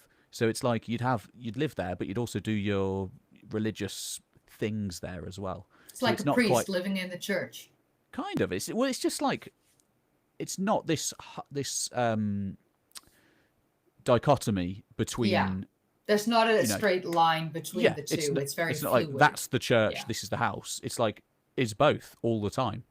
Um, So on so that's top an of these interesting development. buildings, I'm very annoying like this. Sorry. I've made a video on wind catchers, and I'm seeing small rectangular protrusions from Yeah, all these settlements, like all these buildings. Um, would that be a way for them to get fresh air inside their dwelling? I'm gonna say yes. I It would may think be, so too. it may be the way to get inside the building as well. Yeah, and on the roof, of course, like, It's like a but fireman's it's pole. because You can slide they've down into the depicted building. some ladders like next to the buildings as well, so Yeah, like probably also a way to get on the roofs. But but the idea is that it's I think some of these buildings, right, the only way to get hmm onto them is from another building. So it's yeah, like multi-story, which is crazy as yeah, well. So the oldest part of the town is right in the middle, and then as time goes on, as the generations go by, they build taller and taller and taller. So some of these ones in the middle are built on top of like 5 generations of previous houses. yeah. Um, Oh, that's so super reminiscent interesting. of that one building in, I think it was Istanbul, and it has like modern Oh yeah, Byzantine, I've seen that. Roman, I love it. right? Yeah, yeah, yeah. Oh, It's it's 2,000 so years good. in one building. Yeah, the foundations Love are that. like I think like ancient Greek or maybe it is Yeah, Roman, but it's old, super old. yeah, Yeah, so old. And you can actually only find that kind of stuff in like a country like Turkey pretty because they're much. Yeah, so Turkey, proud Greece. of their heritage. I'm desperate to go to Iraq because Oh, it's got that in abundance. You know, there's so oh much my, but good like stuff. these Yeah, yeah, cigarettes yeah. in Iraq. Exactly, Oh my exactly. God, I've So made videos on them. you'll like I this, love them. Kaylee. This Mm. is not far from Çatalhöyük. This is like half an hour Mm-hmm. drive from Çatalhöyük, completely unexcavated. This is a human-made mound. This is a human-made mound, and it's a I'm not town. sure if it's going to be like a tumulus or well, probably it's going to be like a city, like let's say city, like It looks village, like it looks like a settlement. town. Looks like a town to me. Yeah. Looks like a town to me. But it's near Çatalhöyük. Maybe it's this similar sort of thing, but unexcavated. And it just hammers home that there are still these things out there, all over the place, and they're going Oh, to be excavated one day. I love ancient Turkey, man. It's so good. It's so good. Turkey is stole my And then heart. one more. Here we go. This is one that has been excavated. This is near Çatalhöyük. This is Bunchuklu Hoyuk. Bunchuklu Hoyuk. Yeah, Butchering it. Bonchuklu Hoyuk. Yeah, and there it is, and it's like a smaller version of Çatalhöyük. It's kind of Yeah, like a similar sort of thing, not quite on the same scale, but it's a agricultural town yeah, of the same time period. So again, like the Taştepe'li sites, there are lots of these sites like Çatalhöyük in this sort of area. It's by Konya, which is kind of it's central Turkey, basically south yeah. central Turkey. Did you go to Konya? No, No, it's worth a go. It's worth a go purely to go to Çatalhöyük. It's worth a go. What else did I have about Çatalhöyük? I think that's it really. Here's another depiction of this lady. oh yeah, oh yeah. I really like her chesticles though. They're good, aren't they? Like And they're bigger they're than their head. So I mean, yes, she's yes. done something good at least. Like But again, it's like the I sausages like we her were talking about smile. earlier. This Yeah, means something, and this yeah, is depicted over and over again. You see yeah. small little statues of it. You see bigger statues of it, and they're all So over the there's place. it's very fertility. Yeah, it's fertility, isn't it? Yeah, And a then lot of lastly, these communities that's what it seem looks to like have been like, under the oh. cover. It's got a big So cover the on. walls are so like compared to like the Taştepe'ler sites, the walls are so perfectly straight. They are, they are, they are. They're very straight. Oh my Yeah, lord, yeah, my Horus. yeah. And Oh, I love that. so yeah, the architecture is quite different, Yeah. but you're going to show us some architecture that is similar. Because you're going to show us the rectangular square. If we want to do the rectangular square stuff, we have to jump to my youngest site. Let's do that. Because that's an interesting link there. Harbetsuvan Tepe. Because it's that sort of place that would have led to Çatalhöyük, I think, anyway. Yes. So it's Harbetsuvan Tepe. Amazing. I think the third one would be third one. You can no, it's fine. I explain it in the first one. So this is this is how they find Taştepeler sites. This video actually. So shall I play it with the sound on? I think this one would be good with sound on because I explain Harbetsuvan in it. If I play this, I assume everyone can hear it. I don't really know. Can you hear this? Nope. I don't. Let's go to the chat. Let's go to the chat. Can anybody hear this? Well, at least it has subtitles. Oh yeah, true. I tried, I tried. So I explain about how from Harbetsuvan Tepe in the distance, you can see that little white dot there in the distance. Oh wow, yeah. That's Göbekli Tepe. Incredible. You can see it from Harbetsuvan They Tepe. could see it. And here you can see that square shape with like the two T-shaped pillars in the center. Look at that. That's the very first square shape building I have seen in any Taştepeler site with my own eyes. Yeah, I don't know of any. 10,500 years old. Crikey. Right? So this is younger than Nevali Chori, and Nevali Chori was most famous because it was thought to be the oldest buildings with rectangular building style in ancient Anatolia. And now we have Harbetsuvan Tepe, predating Nevali Chori by at least, I think, nearly 2,000 years, and they had rectangular building styles. They think they found one or two rectangular buildings at Sayburç, but I don't have any footage of that, so I didn't include that in it. And last week they completely uncovered a rectangular building at Karahan Tepe, and it's in the middle of Karahan Tepe. Flipping heck, really? I didn't know mind blowing. No. I know. Like, I have to make a short on this, and I've been like sick last week, and I have my medication injection tomorrow, and yes, literally. So, last week. Yeah. So let me see if I can find a picture for you, because like I can already feel like you need to see a picture. We'll get to it though. We'll get to it because we're going to do Karahan Tepe as one of these. So we'll get there. We'll get there. But like, oh my lord. I love these images of the archaeologists. So the Japanese looking man, that was the head archaeologist, and he's a Japanese archaeologist. And so the Japanese are there then? Yes, amazing. Yes.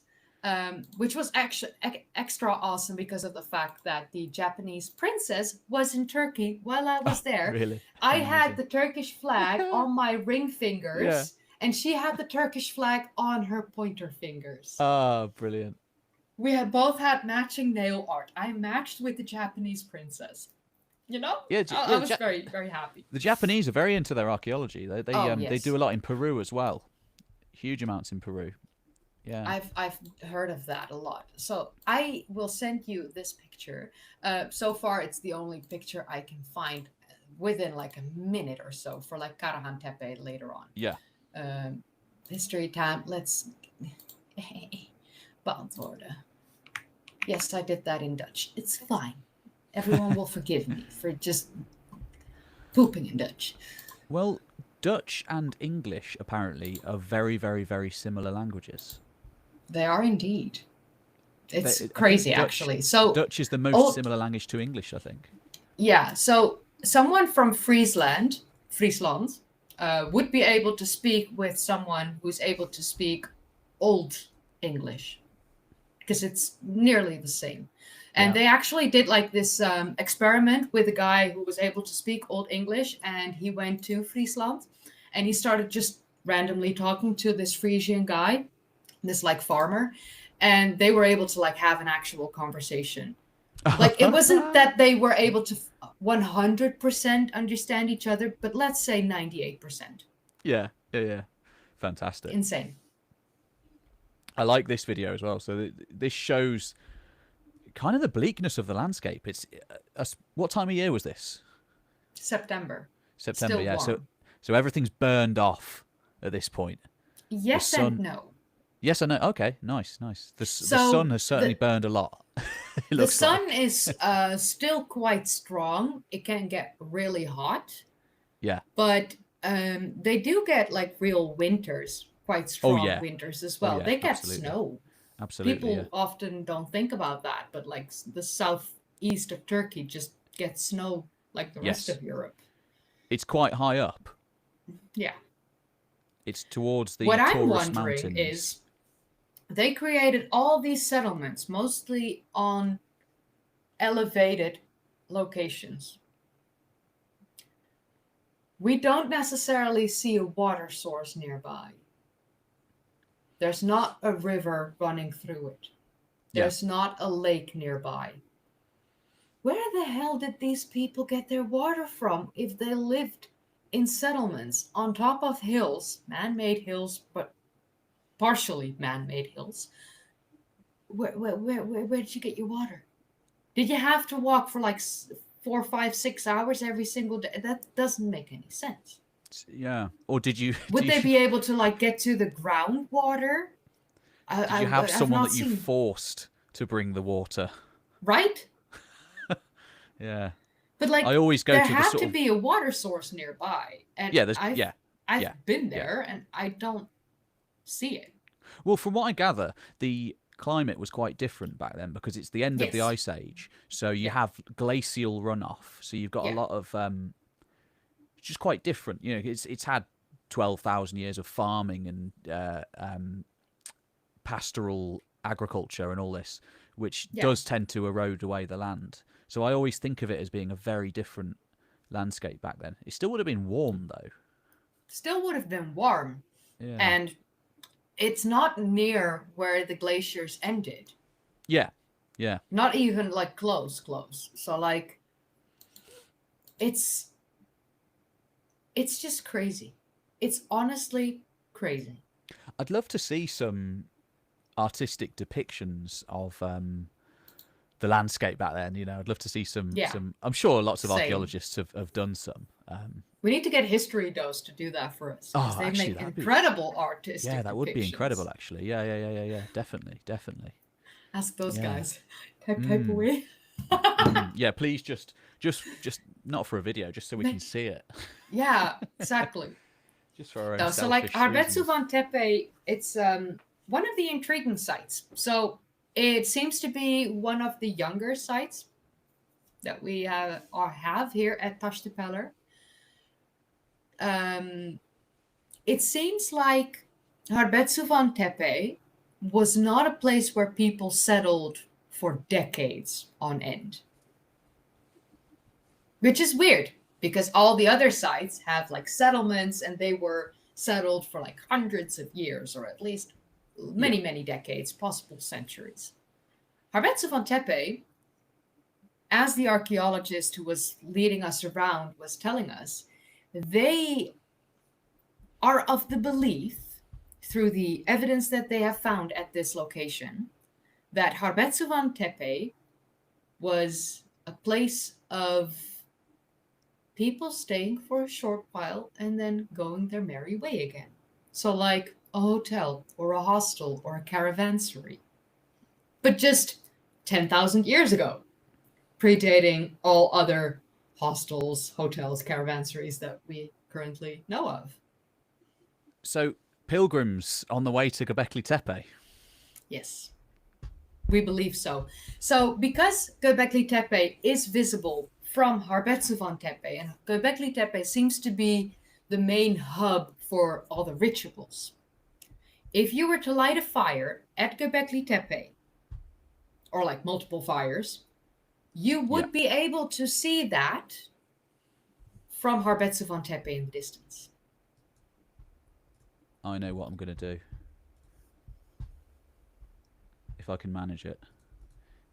Intense technical. Here we go. Let's have a look. So Göbekli Tepe here. That's not close by. And this is actually to scale. I don't remember the exact scale. I'll have to grab that. So it's quite close to Karahan Tepe then. It's really close to Karahan Tepe. Yeah. You can kind of sort of see Karahan Tepe. It's just that there's sort of a hill. Yeah. Between the two. Got you. So I always think about lines of sight though. Yeah. I always think about lines of sight in the ancient world and what you could see, and I feel like that is important. It's important that they could see Göbekli Tepe. So Göbekli Tepe seems to be the most important when it comes to ritual feasting. Yeah. And I will talk about that a little later when we cover Göbekli Tepe. But so think about this. People in ancient times probably they lived a nomadic lifestyle, most of them. Not everyone lived at these Taştepeler sites, and these Taştepeler sites were all different cultures within the same overlapping culture. So like different tribes in the same overlapping culture. And it seems like the tribal people from further away traveled to Harbetsuvan Tepe to then travel further along to Göbekli Tepe to join in one of the ritual feasts or other ritual activities that were being held there. Fertility rituals, coming of age rituals, things like that. But Harbetsuvan Tepe seems to be a main hub for people passing through on their way to Göbekli Tepe or on their way back from Göbekli Tepe. I wonder how far away people would travel to come to these sites. Honestly, I think from pretty damn far away. Because this really is... So in northern Syria, there must be other Taştepeler sites. Surely. This might sound crazy to some people listening, but Harbetsuvan Tepe is super close to the Syrian border.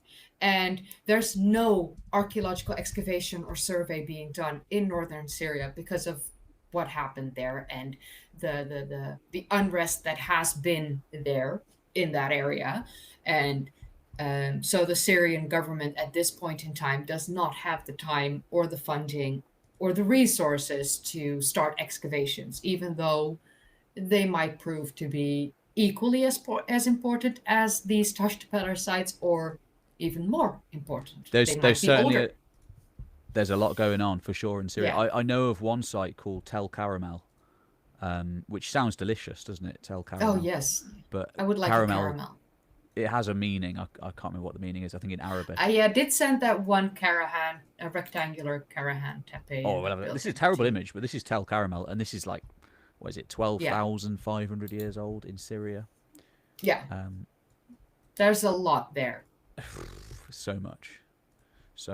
Yeah, it's a real shame that the war in Syria. It's just brought archaeology to an end for a while. Yeah. I hope teams. I think it's going to be like a decade. I think it's going to be like a decade before anything will start there. Yeah. But it's helpful that everything in Turkey is progressing the way it is, and that will definitely help the people in Syria and the archaeologists wanting to work there. Totally. It'll be good for the entire area of the land. There's just so much. There's so much. I'm going to save this. All right. Well, actually, we'll have a look at the rectangle. This is Karahan Tepe. Yes. We're skipping forward a little bit, but we'll just have a look. Yeah, sorry, guys. Actually, I can talk about Karahan Tepe now. Yeah. Because you can just use that as like your. This is my start. So I wasn't going to talk about the rectangular building. But flipping heck, there we go. So I visited Karahan Tepe 3 years ago, and in that time, in that 3 years, contrary to what some conspiracy theorists on the internet say, there's wild amounts of archaeology being done. So much. More than anywhere in Britain. Last year and this year that's being done. I was there last year and I was there this year. And there was 11 months between my first visit and my second. It was almost unrecognizable. Yeah. So I've sent you some like pictures and I think video as well of Karahan because I had to share that with you. Now I'm let's so do it. sorry. Yeah. Like I couldn't help it. Like No. This is great it's a because lot. my images of Karahan Tepe. All right, actually, I'll start with mine, and then we'll look at yours Yes, because yes, mine. okay. My We'll images work our are way up. actually basically just from the museum because the museum in Sanlierfa, some of the things in there are just wild. I love this one. Yes, it's my favorite one, Leopard It's a Man. big old leopard on Yeah. his back, coming out of his back, but there's a man and there's a leopard. And yes, what's going on here? What's going on here? It's crazy. And then some of the faces are they're really creepy. That to me, Oh, anyway. the faces of Karahan, like have some of them meaning, haunt my nightmares. They're haunting. Yeah, honestly. I think they're supposed to be haunting. I think they are Yes. supposed to be bad spirits. I feel like if we look at Göbekli Tepe, it's more like a ritual feasting and fertility rituals that were held there. I feel like Karahan Tepe feels way more of coming of age. Look at this guy. It's horrifying. He's so creepy. He's He's ghoul. so creepy. Like he's got massive eyebrows. Like Yeah. he's like if he was a guy this time, like his eyebrows would be like an owl, like pointing all the way up, like massive bush eyebrows. Like, you wouldn't want to meet this guy, No. late at night walking down the road. No. He's got a skinhead as well. Yes. And big teeth. He's like, yes, he's got bare teeth. Like he's no. But is it a god? Is it what is it? Who is it a demon? I don't think I don't think anybody's even really attempted to put together like what this could be yet. People will, but is it a Neanderthal? No, just kidding. Maybe. Is it an alien? The last Neanderthals of Karahan Tepe. The last Denisovan. Maybe. Was it that? There's this guy, I think his name is Andrew Collins, who says that like Denisovans created Göbekli Tepe, Karahan Tepe, the pyramids of Giza. Sorry. I don't understand. Oh, he wrote multiple books about it. It's just. I mean, you can write a book about anything, though, can't you? Like, I could write a book and claim whatever I want, and it doesn't mean it's real. He started following me a couple months, like a year or so ago, and I was like, you realize that I've been like super critical of you and your work. Yeah. But he's very nice. He says happy birthday to me every year now, and it's like, dude, you know what? At least you're a good guy about it. Like, let me be critical about your work, but we can still be good about it. Yes. Good on him. I mean, I respect the guy for at least working hard. That's the thing. That's the world we live in. Anyone can say anything. Anyone can sell anything. Doesn't mean it's real. Doesn't mean you have to believe it. But you do you. I mean, it does get it to be a problem when it becomes a mainstream opinion. Graham Hancock. Yes. Graham Hancock.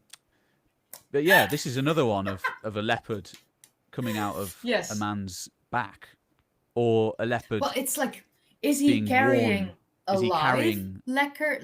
Yeah. Is he wearing the leopard skin because he came of age and fulfilled his like coming of age ritual? So you have like that area. I sent a really good photo of it, like where you see that the pillars and the face. Yeah. Let's have a look. Dakota. I like the shamanistic angle as well. I like it. I like that it could be a so Dakota and I sort of thing. spoke a lot about like Karahan Tepe. Oh, there it is. What a beautiful place. So I have a picture of the phallic-shaped room with the head protruding from the wall. I love that one. It's the so dong Dakota room. And I, yes, the dong room. This is the brothel of Karahan Tepe. Come on. This is all new. Since yes. This is all new. Oh, yeah. Again, a guy holding his thingamajig. So just for full context, everybody who's listening, and also anybody who listens to the conspiracy theorists online who say that none of this is being dug and it's all being blocked by the Turkish government, which is nonsense. Yeah. All of these T-shaped pillars were just poking out of the ground when I visited. Yes. Now they've all been dug. You can see them. When I visited, they looked like stones because they were just poking out of the top of the ground. I filmed one T-shaped pillar and I'm like, oh, hi there, T-shaped pillar poking out of the ground. And then I pan to like the rest of the site here at Harbetsu van Tepe, same thing. Yeah. This is how we discover this stuff. Oh yeah. At the end of this video, you have a guard yelling at me. It's fine. Oh really? What, for filming? Yes, I was not allowed to do that. Absolutely not I allowed. don't know why though. Look at me. Do you really think I'm not going to film while I'm at Karahan Tepe? Yeah, exactly. I don't exactly. care that that was not allowed. I will, give me a fine. I will pay. I don't mind. So Absolutely. I think it was the very first picture, so not the very first video. I've got it. I've got it. Well, I've got the room here. Yeah, this is the back side of it.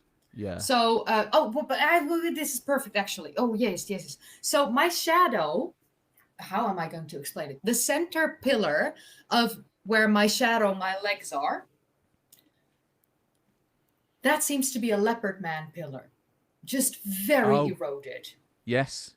Yeah, you see it, right? It's not like the rest of the... So I see it. All the phallic-shaped pillars are carved from bedrock. That leopard pillar was brought into this place.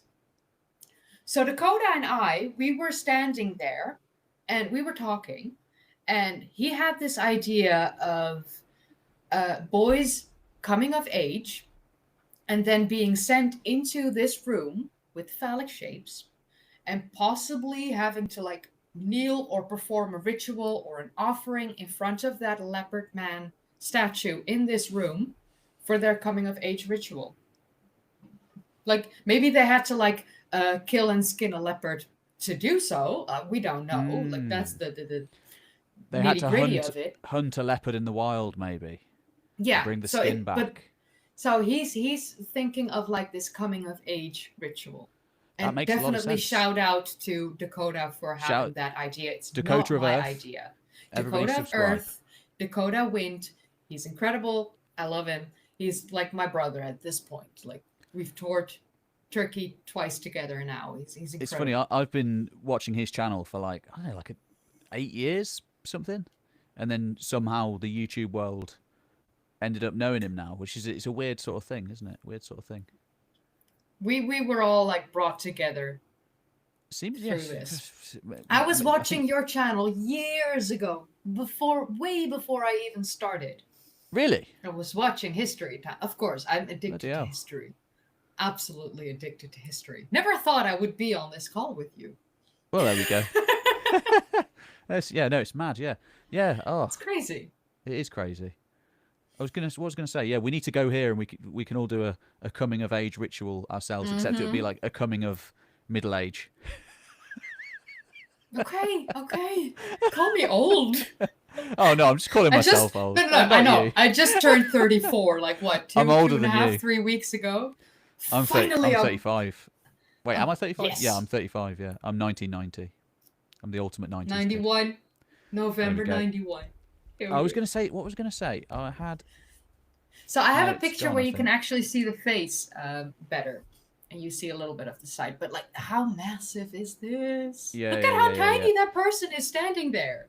So like, this is interesting, right? That's what I was going to say, I think. Because this is... Yeah.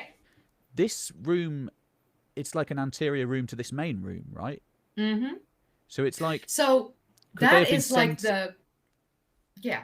They were sent into there from the main room. Sent into that smaller room from this main room. Mm. Like this so is a gathering the community's spot. in here. The main community's in here. The youths get sent into this room.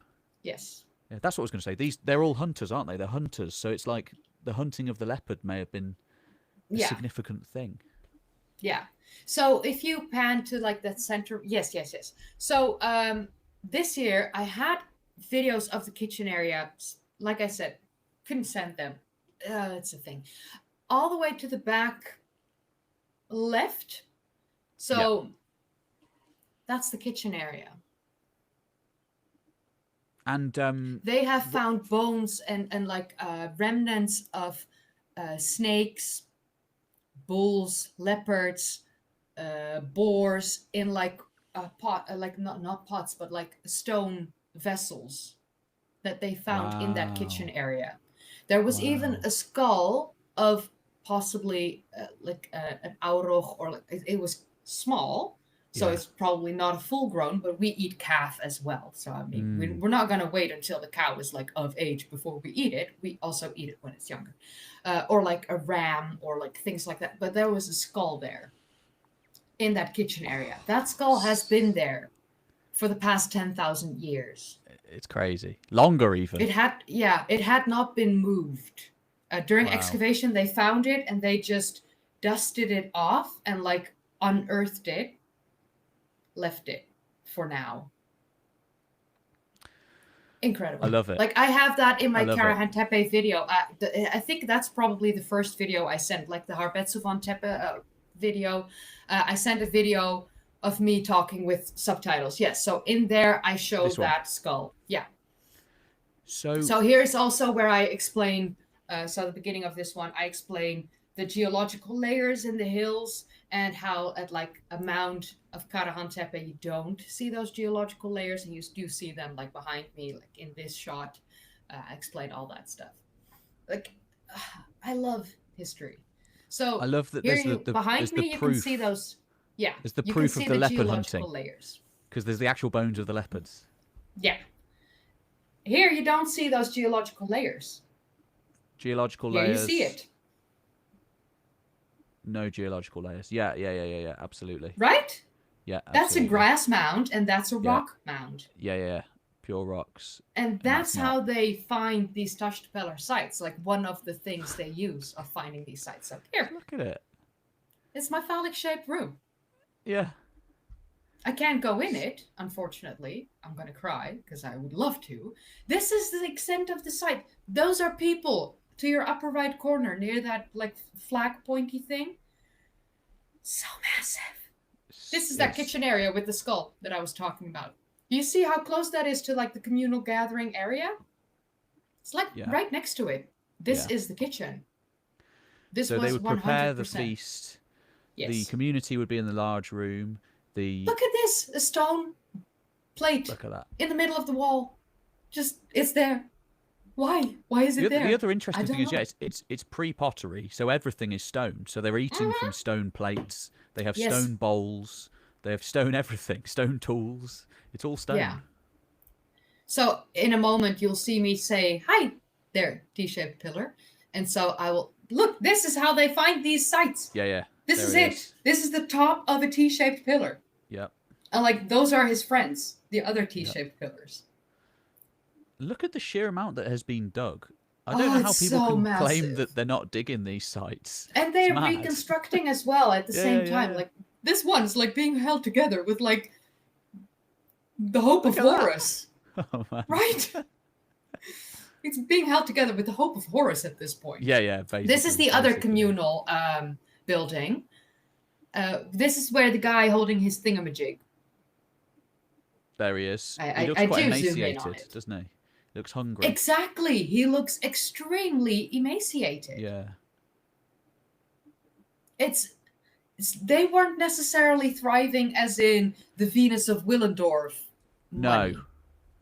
But yeah, what's that? There we go. Subscribe, everybody.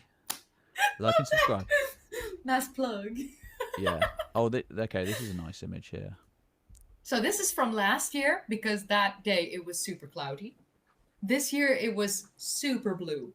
So the two very different vibes to it as well.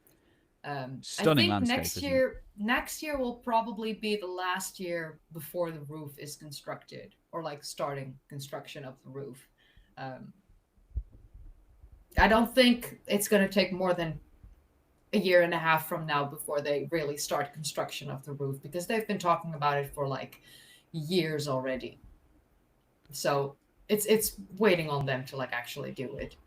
So this is also interesting. You have the two T-shaped pillars. You can see a little bit of the pelt remnants, sort of. Not that great in these. You have the guy with his thingamajig, and you have that weird portal stone in the middle, and then two stone plates underneath. This is definitely a place for offerings. Yeah. You can just you can say whatever you want about like historians and like, hey, they make everything ritualistic and temple and religious. No, an offering would be if I burn a candle thinking about my dead grandma. that is an offering of light for her soul. Yeah. It's simple as that. It's as simple as that. An offering, a ritual. You don't have to put anything religious on it. No. Think about the basics. If you miss a dead loved one and you burn a candle, that is, in a sense, an offering. Absolutely. Eating their favorite piece of chocolate, eating their favorite cookie, thinking about them while you do that is still, yeah. Is this a T-shaped pillar before it's been That is carved? the unfinished T-shaped pillar. Yeah, fantastic. At Karahan Tepe. This is on the further up on the mound. So on top of the mound, you have like two of these stone cairns, and then you have the path that goes like to the side of the mound, and this is one of the sides of the mound. Just incredible. This was a quarry. Like they just quarried the T-shaped pillars straight from the bedrock of the natural geological formation of the mound. Because the whole mound, it wasn't the whole mound that was human made. Yeah, it's a hill. Part of it was yes. They've built on a hill. They just extended that hill with their buildings, and eventually that got buried and covered over because it was buried 12,000 years ago. I mean, what? Yeah. Dust settles. It makes me think of what was the first event that caused the creation of this site here. What? Some person 13,000, 14,000 years ago said this is an important place. Honestly, look at just this picture. Our thing. Yeah. Just this picture. Look at it. How drop dead gorgeous is this? The landscape around it. I would want to live there. Yeah. If I had to pick a spot, I would have picked this hill. And it feels the feel of it. So I've been at a lot of these touched pillar sites at this point. The feel of Karahan is different than the rest. For me, the feel of Karahan was way stronger. I felt way more connected to the ancient world. And I'm not a spiritual booga booga whatever. I have tarot cards, but I mean, I just love my stuff. But there was something that I strongly felt when I was at Karahan Tepe. There's an atmosphere. There's certainly an atmosphere. Exactly. There is an atmosphere. I think there's something in visiting a place where, I don't know about when you visited, but when I was there, I think I had the place to myself. It was me and the guard, and that was it. I think maybe one or two people turned up, but it was basically just me. And there's something about being alone at these places that you really, you feel your skin sort of the hairs stand up on end, and you can feel the significance. So I've been there with my 2 tour groups. The first time I had 4 people on my tour, and the last time I had 3 people on the tour because 2 people just didn't want to come because they were afraid of Israel. Whatever, it's fine. Yeah. But I was there with just us.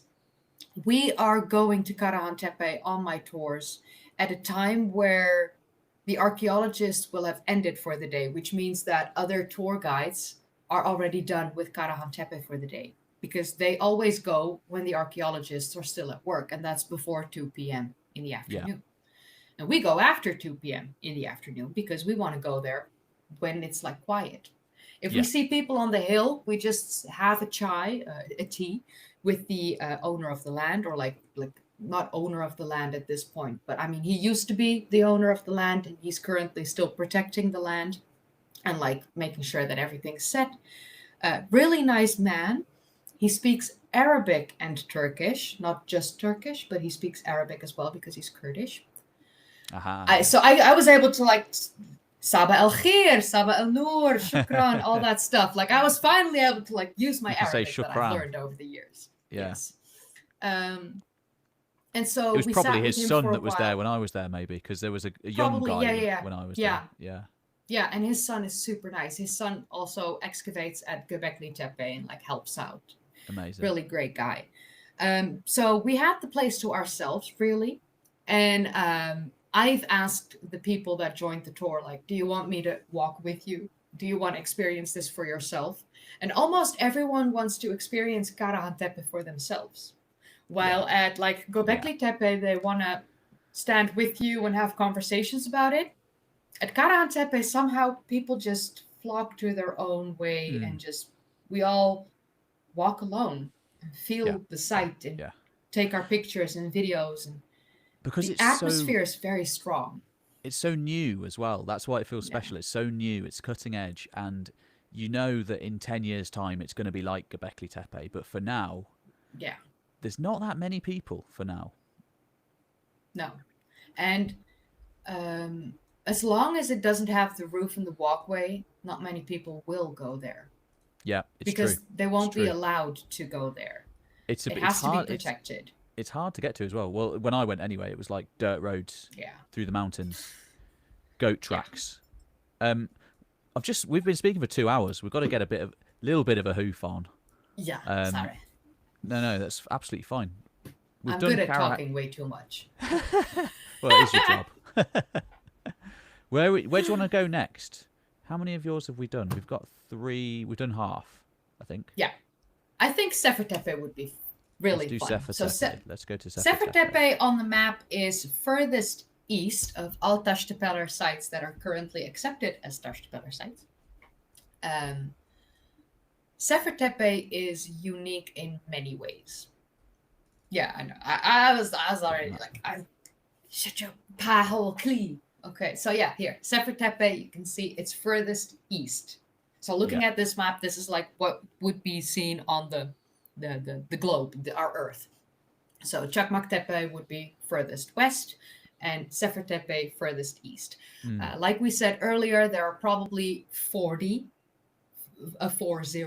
Taştepeler sites in total.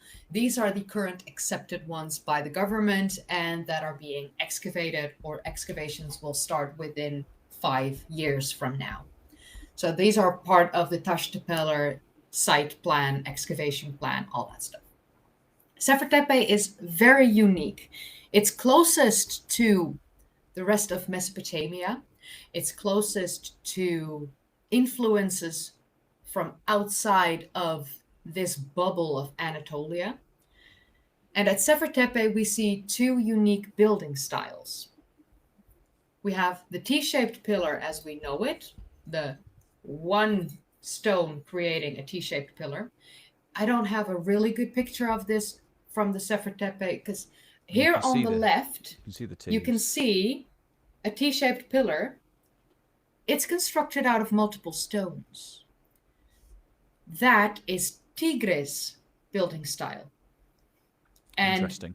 The pillar from one stone that you see more to the right, those 2 pillars, like more in the middle of the picture, middle top, that's Euphrates building style.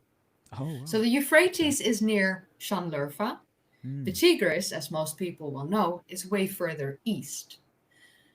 This is a combination of 2 building styles coming together here at Sefer Tepe, and also rectangular building style as well. It's not necessarily younger than the other sites. It's possibly contemporary with Göbekli Tepe, Karahan Tepe. It's about 12,000 years old, possibly.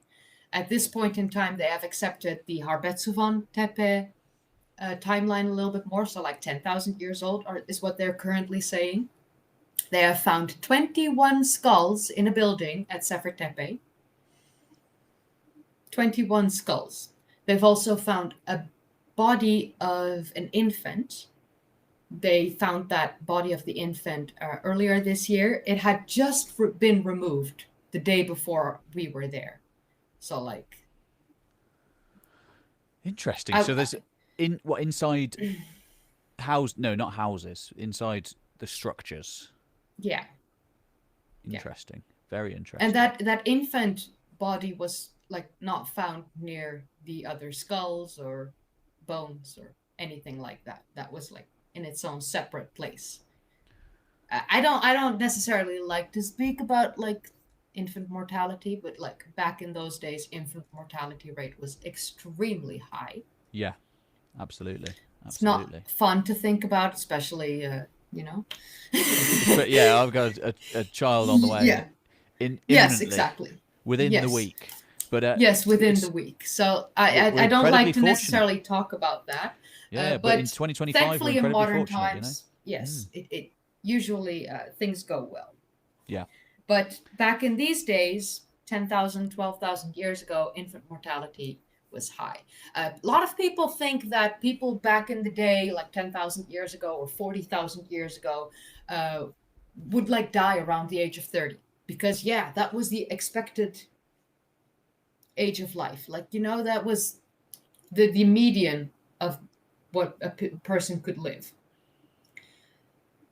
Do understand that back in those days, 60 to 70% of the babies would have probably died during birth or like during childbirth or shortly after childbirth or within the first 3 years of their lives. Absolutely. That brings that age the of average. people like the average. The average Yes, down thank you. It brings the average.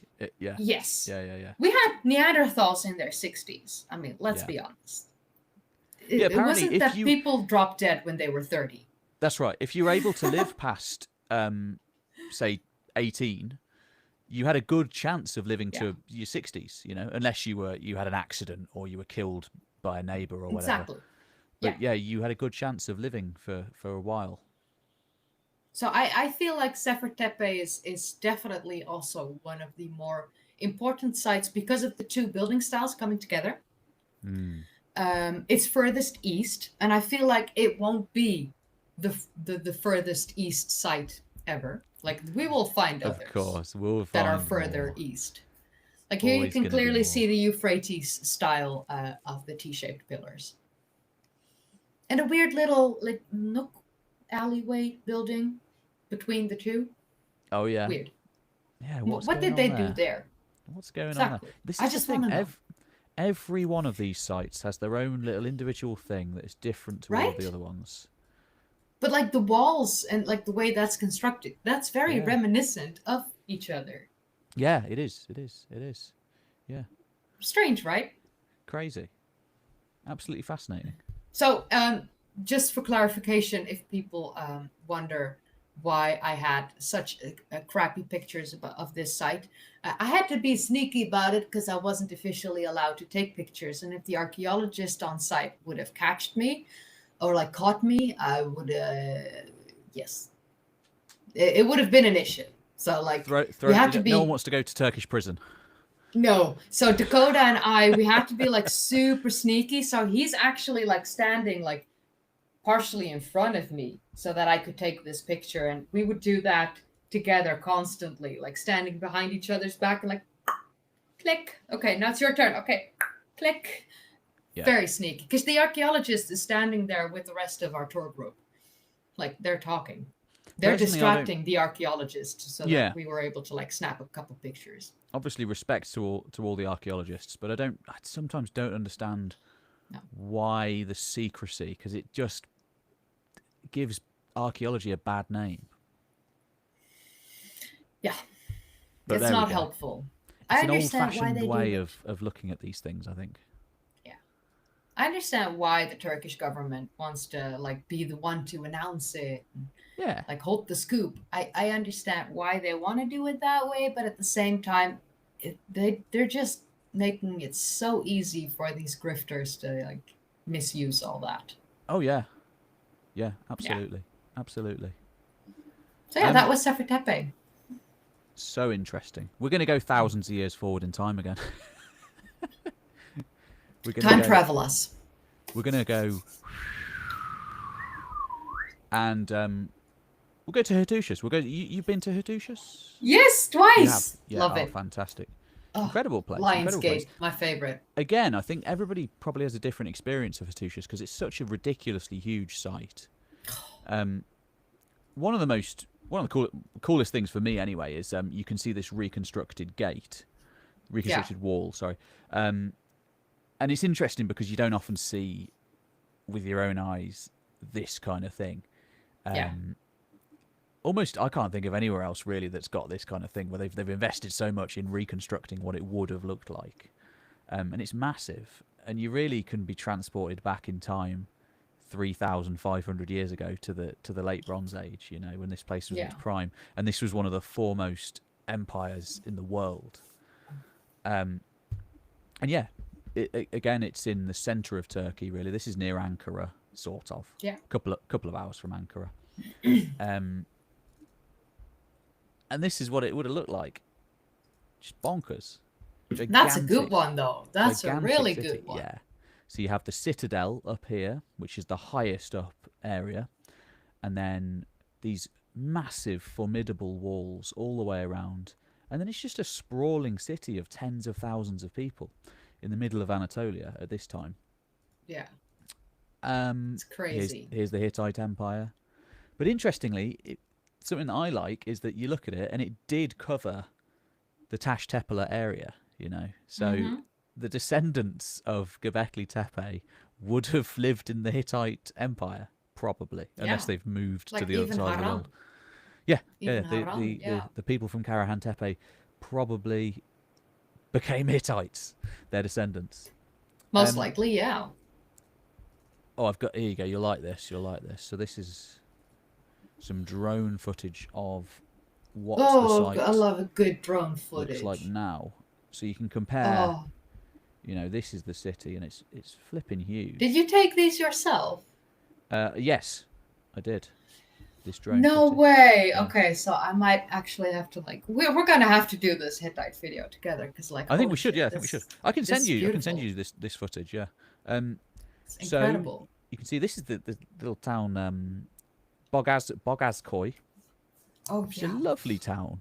Lovely town. That pronunciation is so different. So did you go to the town? No, I didn't. It's absolutely lovely. I stayed there in a little hotel, and the guy who ran the hotel, he had been in a BBC documentary about 20 years ago playing a Hittite king. Way. So if you see the Hittites, I think it's the one that's narrated by Liam Neeson. My hotel owner is playing one of the Hittite kings. He's like Supiliuma. And he absolutely loved it. He had the picture on the wall of him as a Hittite king. As you can imagine, he absolutely loved it. But there's a little museum in the town as well. So anyone visiting Turkey, I highly recommend going to Hattusha. Again, look at the size of it. Look at the size of this place, and you can just wander around. Insanely big. So usually when you go to Hattusha, like with most tours, you have like your massive tour bus, and so you can maybe go to like you have to drive around locations. It's so big. Yeah, but with the tour bus, you can only drive to like 2 or 3 locations. That's it. You can't do anything else because your bus is too big, and you have to like turn around and go back. Yeah, we had smaller buses, so we had like more of like a van. So like not a bus, but like a van. Yeah. And we were able to like drive all the way around.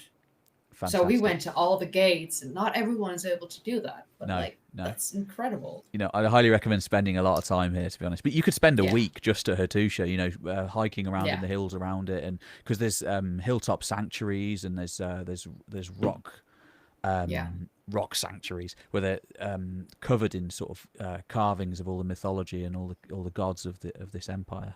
This is the citadel. This is the view from the highest point. So this is where the palace would have been. This is where the kings of Hatti would have ruled over Anatolia, worshipped storm gods, and rolled out with their chariots all the way down to Babylon, the Assyrian Empire, Egypt, even the borders of Egypt.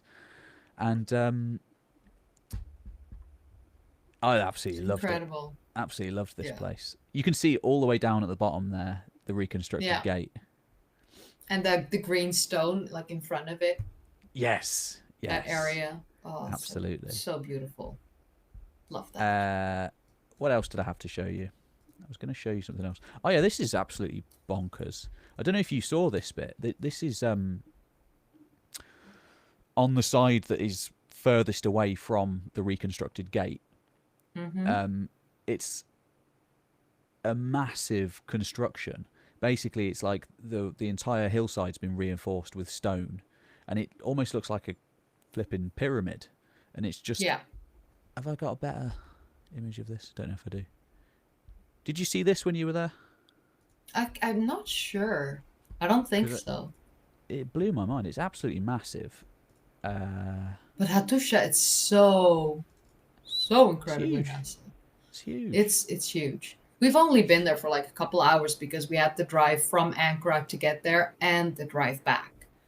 So that's why you're limited in your That's the time thing. when It's a you're long doing way to like get there. these Here it is tours. in Oh yeah, this yeah, image. yeah. See on the left-hand side? Yeah. It's this massive construction, and that could only have been built to impress. Wait. Is that near the Sphinx Gate? It may be. I think so, because I think I see the opening all the way on the left. I think I see the opening of the tunnel where you can go through underneath the Sphinx Gate, and then you can like walk around. I filmed this earlier. I found a green stone there while I was walking. It was like this big, and I picked it up. I have it on video, and I shared that as a short on my channel, and I climbed that stairs. So you did go you can see. to this bit. Yeah, I've been there. Yeah. It's one of the most impressive bits of the site. I didn't recognize it from all the way down there because I've not been down like there. Yeah, I went exploring around that bit because I couldn't help myself. I can see why. It's built to impress. So if you're a foreign dignitary arriving at the city, you see that, you think, all right, that's a thing, isn't it? That's impressive. Might be a good idea to be nice. Yeah, exactly. Not say the wrong thing.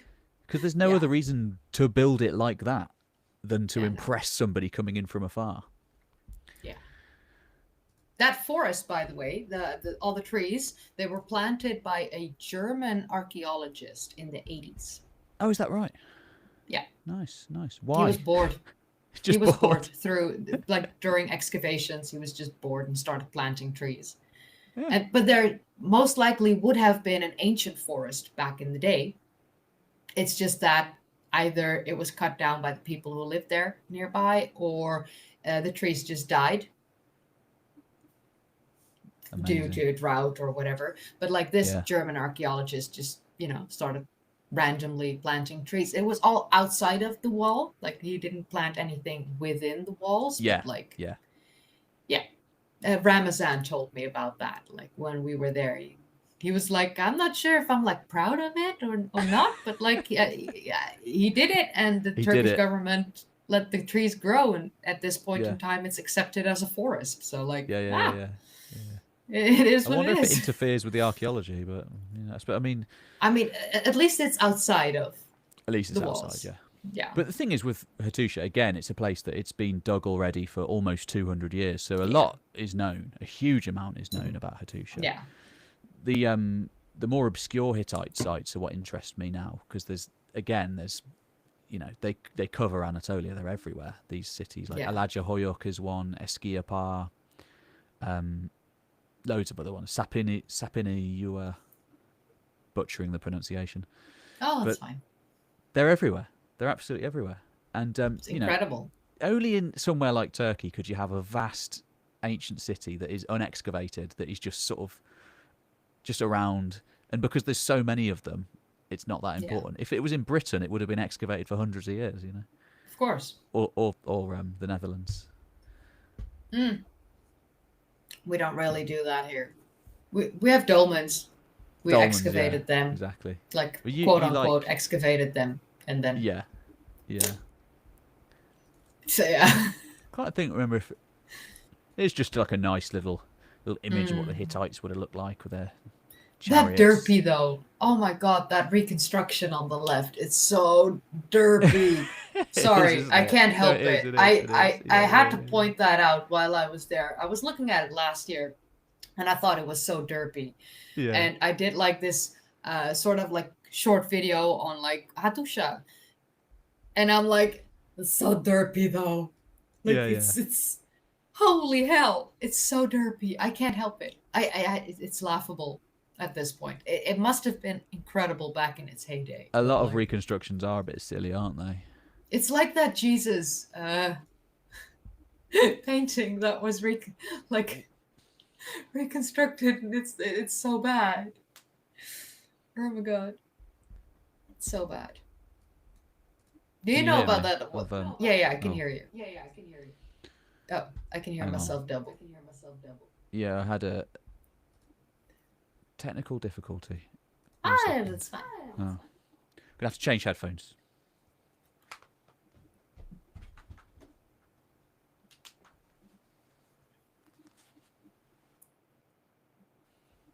Is that better?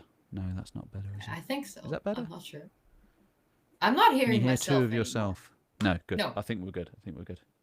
Okay, perfect. I mean, I've been sitting here with this like massive headphone on my head that's like 5 sizes too big because I have a tiny child's head. I just have to move between headphones because my other ones ran out of juice, basically. So that's fine. Headphones number 2. I've always got a backup. Always got a backup plan. Anything else you want to say about Hattusha? I feel that's probably all I've got to say about that. It's mostly the derpy one and the green stone. It's very intriguing. These are cool. Oh, I don't know if you... a lot of the artwork there is Assyrian in style, even though some people say it predates the Assyrians, but it's this very Near Assyrian Eastern sort of... Yes. Yeah, it's certainly in that cultural sphere of the sort of great powers of the Near East. Yeah. So Egypt, Babylon, Assyria, the Hittites, they were all in this club of great kings, and they would all send each other letters, and they would like... It's good fun. It's really good fun, that era. I like it. But yeah, this is Yazilikaya. I don't know if you saw this. It's kind of a religious sanctuary, really, and it's full of these carvings. They're all over the place, and it's right by Hattusha. It's beautiful. It's really awesome. The Hittites were Where are we going to go? The Hittites are cool, yeah. We've got to do a video on the Hittites. We'll collab. We'll do that. We have arrived at Göbekli Tepe. Oh, let's do Göbekli. Yes, because it was the last one I had on my list. So we have the famous vulture stone. People say that these are handbags. Other people say that these are settlements with roofs. Yeah, I've stopped sharing my screen so we can have a look at what you got there. See, I don't need a face. I just need a vulture stone. Yeah. The new face of History with Kaylee. Yeah. So, of course you have the... Oh, wait, here. Hi. This, the vulture. You've got, I think it's a Scorpio. This one here. The crane. Here. I'm doing this like mirrored. It's difficult, okay? People say this is the moon. This thingy here, or like the sun. This pointy thing. I don't see it. I don't necessarily think that's a moon or a sun. I think it's an egg, since you have a crane and a vulture, and these are birds, and birds lay eggs. To me, it makes all the sense for that to be like an egg, but to each their own interpretation, of course. But like this is the most, I think, the most famous depiction that we have from Göbekli Tepe. There's so much going on. It's so big. So Göbekli Tepe it seems to be the oldest temple in the world. That's certainly what my YouTube video said. Yeah, and people assumed that was the only thing happening there. It's not. Yeah. Earlier this year, the archaeologists started excavating higher up on the hill, assuming that they would find other temple-like buildings. What they found were actual homes, residential buildings. It's been confirmed that people did live here. Yes, but they lived up on the hill, looking down on the ritualistic temple area, instead of living down on the hill, looking up to the ritualistic temple area. Yeah. And that's super weird, because that's really against everything. So this picture that you currently are showing, this has been reconstructed. This is a picture from last year. For the people that say, oh, nothing's happening in Göbekli Tepe. If you go back to, like, I think you already had one open. So this is last year. You see that it's the left one. Yep. It's the one on. Yeah. Bam. Same building. They reconstructed that T pillar. So they found the fragments But they they're found around, and then the fragments and they were able to Mm. like piece it and puzzle it back together. You can clearly see this is the same structure within Göbekli Tepe. Yeah. Like I don't need to lie or like make things grander or more beautiful than they are. It's very simple. Last year I was there and they started collecting the pieces to start reconstruction, and this year they went and reconstructed, and it's not a full 100% finished at the picture on the left, but I mean it's very very close to being a full reconstruction of the pieces that they had. Yeah.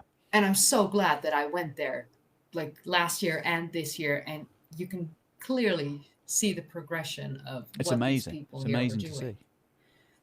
They're working When so hard. It's incredible. when I visit, hopefully, next year, maybe even with you, but yeah, we'll see. Mm-hmm. Hope it's going to be completely different to 2022 Yeah. when I visited. So that's going to be what would it be? 4 years. 4 years. It's going to be 4 years. 4.5 years. Yeah. And that's going to be a huge amount of digging and a huge amount of Mm-hmm. reconstruction. A huge amount of work's going to have been done in that time. I'm excited. I'm excited to see it. Yeah. It's crazy. So yeah, people, I'm doing a Turkey tour next year. It's in September. I have a link somewhere. And I might be going. I have a to. link like on my channel. So I mean, you Yeah. can you can already book it. The official date hasn't been announced. That will be done later. But like if you're thinking, I want to go to Göbekli Tepe and all these Taştepeler sites that I've mentioned so far, you can, pre-book your spot, and once the dates are around, you can make sure that you can get off work and join. It's awesome. Highly And recommend. there may be a few of us. There may be a few of Yeah. us. But watch Maybe a this few of space. us. Watch this space. Mhm. January, things will be announced. Things will be announced. That's all we'll say for now. Exciting times. Keep mysterious. But so on these pictures, you can clearly see foxes and other animals. I'm not sure which of the two is going to be better. Well, this is a good one because because I can zoom in here because I can yeah, see the this fox. is a high quality one. There's a nice fox there. Yeah. So that fox has a thingamajig. He's got a thingamajig, yeah. Yeah, I'm not sure if it's gonna show on this picture. Like it's so hard to like get these photos. I really, it does show quite well. I like this as well. Yeah, like so that one is very emaciated. Yeah. Because you can, like in real life, you can actually see the ribs protruding, just like we saw with that guy holding his thingamajig at Karahantepe. Also, somebody has carved that out of the stone. Yeah, that's a master craftsperson. That is. And below it, there's another. I'm not sure if that was a fox or. I think it's a pig. Or a pig, boar. Yeah, a boar. Yeah, probably. Yeah. It's so hard though. I seem to remember it's a wild boar. I think you're right. Got tusks. Yeah. And you actually in the Sanliurfa Museum there are a load of carvings of wild boars.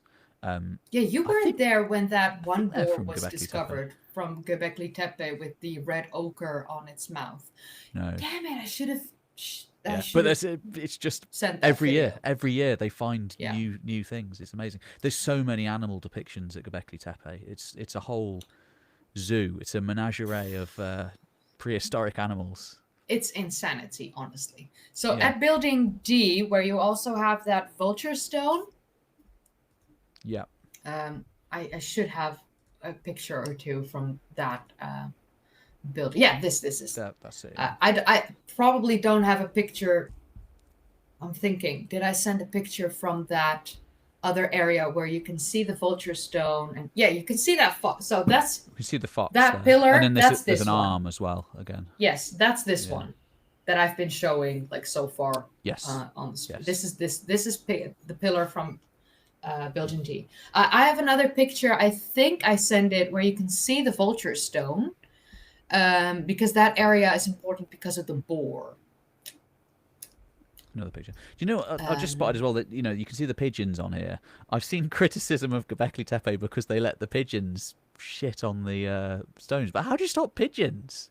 You can't stop pigeons. You don't stop any of the birds. Like, there's tens of thousands of pigeons. What are you supposed to do? You can't just have somebody on pigeon duty. Yeah. Let the pigeons poop. Oh, Oh, okay. So they this is will. not They will, necessarily you the know. picture I wanted, but it's fine. I'm not sure if I have it though. Um, it's hard. I Oh, need the is picture it where you this see one? the vulture. No, because this is not building D. This is like, I'm doing a uh, terrible job here. it's fine. It's fine. Maybe the first one, that Oh, very I've got it. first I've got picture. it. I've got it. I've Oh got yeah, it. yeah, yeah, yeah, yeah. Oh, I've got it. perfect. Yes, yes, yes, This yes. Okay. stone is such a So, weird stone, isn't it? It's so cool. so like I said, that's the vulture So stone. much going on this But stone. on the right above it, you have that slab and that stone with the hole in it above that. There. That's where they found the carving of the boar with the red ochre in its mouth, eyes, and all that stuff. Here. Yes. Wow. So they were thinking, you can also see a boar actually on that stone that's lying on the ground and next to that pillar. It's crazy.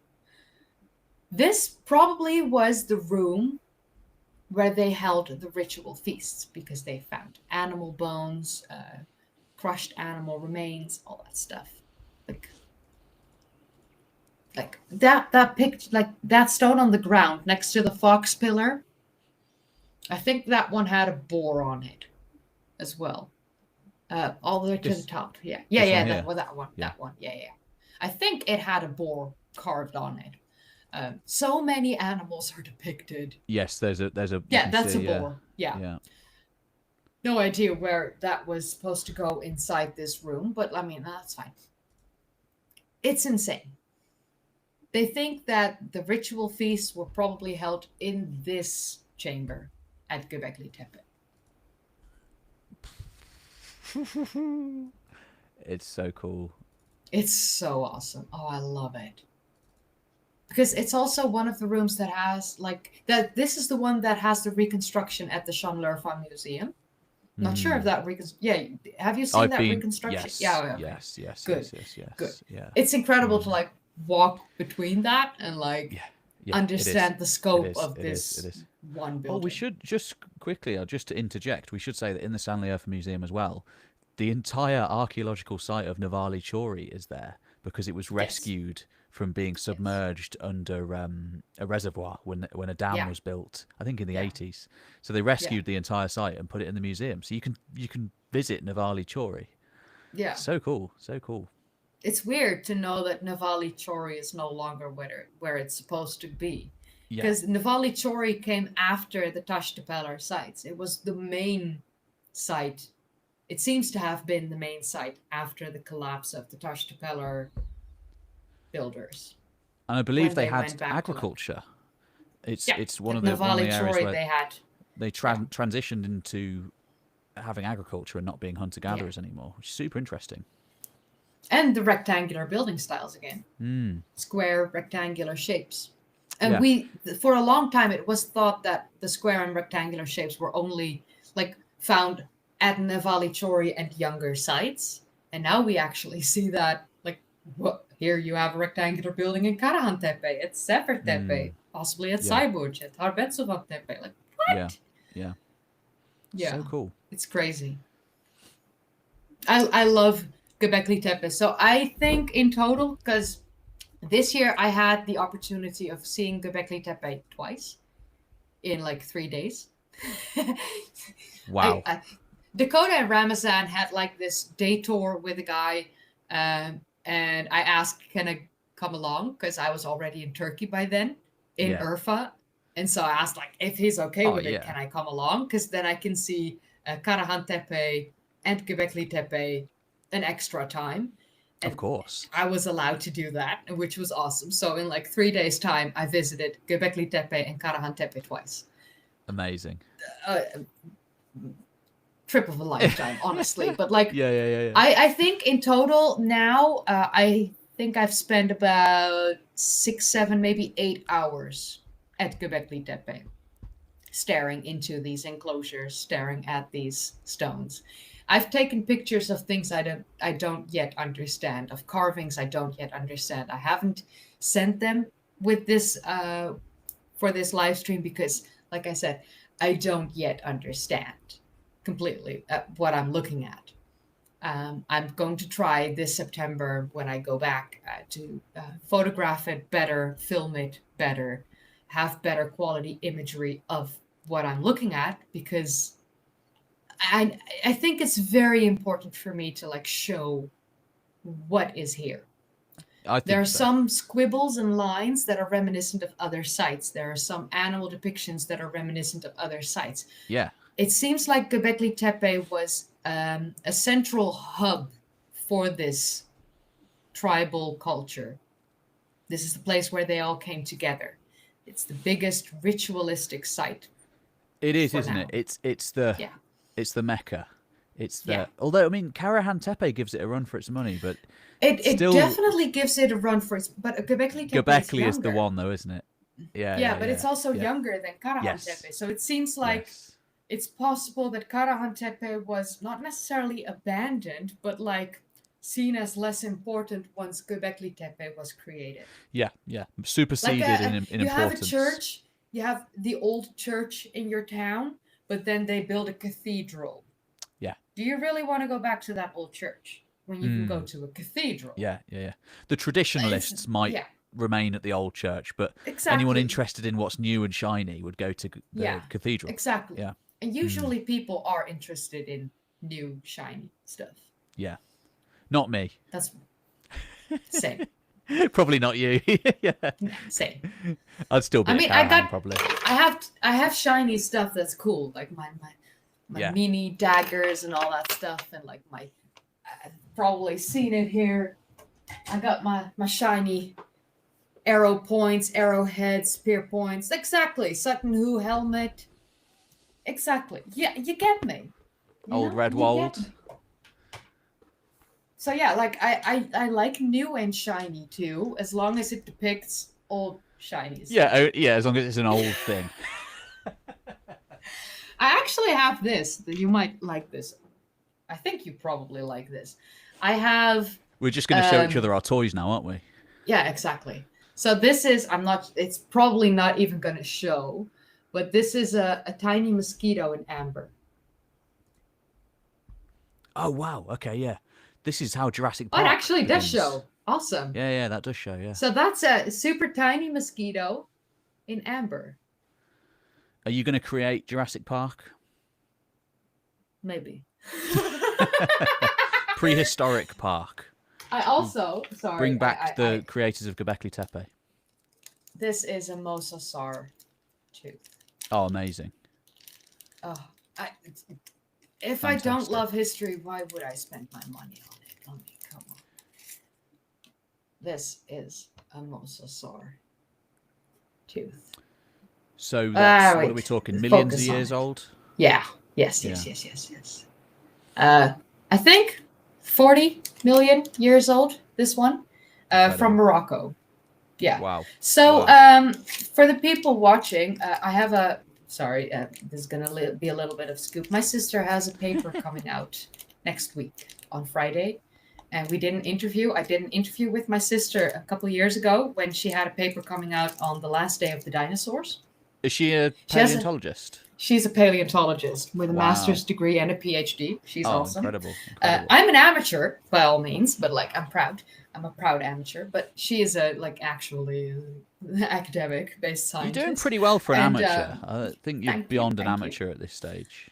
But yeah, she has a paper coming out next week, and I can't say what it's on, and I can only say I have a video coming on with her that day. It's an interview on the subject of her paper, and it's something to do with paleontology. So incredible. That's all I can say at this point. I'm a big fan. I'm a big fan of paleontology. Big fan. Oh, me too. I actually also awesome, right? That's what is that, and what's on that one? This is also from Göbekli Tepe, I think. Well, what is it? Is it a lion? I can't see what. I have no idea. That's the thing. This is one of those animals isn't it? It's not a boar. No. I can say that. Is it a hybrid? Is it a mythological cryptid creature? Yeah, it could be a hyena. They were hyenas in that area. Yeah, there were. Yeah. So this is one of those more obscure. So this is what you buy at the museums. So you go to like one of the sites, you buy this quality.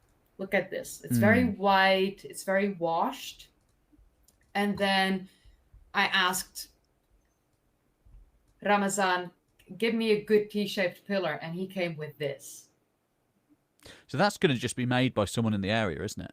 Yeah, this is made by someone in the Fish Lake Bazaar. Yeah. Instead of this made by a factory. Yeah, screw that. And then sold in a museum for like triple the price of You want something one. made by a local. Yeah. And also, the stone of this one is actually reminiscent of the color of the stones that you see at Göbekli Tepe. Yeah. Because it's quarried from like it is the same stone. Yeah, it's literally the same stone. Exactly. Instead of, oh yeah, it looks similar enough. Yeah, no, you don't want Let's one sell this from a at factory. museum. That'll be made in a factory in China or something. So yeah. This is incredible handmade stuff that you can only buy when you're in Turkey. Whew. And I got lucky because that's why I also bought the museum stuff, because I was like, I need to show people the difference. Show people the difference between them, yeah. Right? Oh, God, I love this. Yeah, I think you can see the ribs here protruding a little bit from that. I think you can. Animal. Yeah. That's Yeah. Yes! Yeah. Look at that. Oh, at least I had a good picture. Look at me. I can do my work sometimes. Is this a pouncing feline? I seem to remember that's what. I think this is one of the leopards that they found. Yeah. It has a way too long tail to be a lion. Yeah. So it's this leopard connection again. Yeah. It's very reminiscent again of like the Karahan Tepe. Also with the ribs that we see with the guy at Karahan Tepe. So yeah. It ties a lot of things together, Göbekli Tepe, I think. It does. It actually really does. I'm going to take So while I was there, like the day after I was there, the first time, and the day before I was there the second time, they found that human statue inside one of the walls, and I created a very quick, stupid short about it. And it's not anywhere here in those pictures, but like it was awesome. The Japanese princess was actually there. That's really cool. That is really cool. If we look at this, right, we just try and picture what was going on. So these places definitely had a roof. Yeah. Because we have found portal stones that it's been confirmed now, hasn't it? Yeah, it has been. And you can see the slits on these stones of like some of the support structure that would have held that roof. You can imagine that it's like an artificial cave. You can imagine the flickering torchlight if things were going on at night, and they are showing the torch over these animals, telling stories. Yeah. I also think that on the stone on the way on the left, I think those had the two dodo birds. Because they weren't cranes. They didn't have the long legs of the cranes. Here. Yeah, those were the two dodos. Wow. We call them dodo birds. We're not. I personally am not sure if they are actually dodo birds, but like they're a pigeon or often something. Called dodo birds. Yeah. Like the archaeologists often call them dodo birds as well. Well, there we bloody go. There we flipping go. Everybody go to Göbekli Tepe with Kaylee. Go to the communitygarden.org/tours. Yeah. Thecommunitygarden.org/tours. I feel like, because I'm going to take us, I think this is my last one now, and we're going to go quite far forward in time, but should we have a look at the comments? Should we answer some questions if there are any? I'm going to drop the link, though. I always sort of forget about the chat, and I'm really sorry. I'm sorry to everybody on the chat. I'm terrible at multitasking. I will have to forgive you. Do you see any questions that you want to answer, Kaylee? I will have to look at the chat, too. Let's have a look. Let's see. If there's any questions. Do we have any questions? Mostly see people just talking, so that's nice.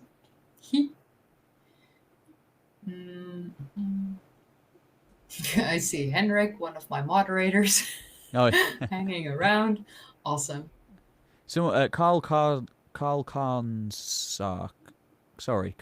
Karsnark says, it seems like all of the region was more wet in the past. Even Egypt was much more green and fertile. It is true that the past was very different to the climate of today, because it really does fluctuate over time massively. Yeah. So yeah, it is interesting to think of it being just a different world, really, and looking completely different. Particularly, Someone I always was think asking me because agriculture erodes the land. So if you do lots of farming for 10,000 years, then the land's completely wrecked. Basically, all the nutrients are gone. Yeah. Oh, absolutely. So you said someone was asking you something. Oh no! Someone was asking me if I like have my pronouns listed too. I don't need to. No, I'm so simple like this. Like I understand that some people feel compelled to do it, but like it's very obvious I'm a woman. Yeah. So good luck with what you want to do with that. Sorry. True. No, I don't need to put my pronouns either.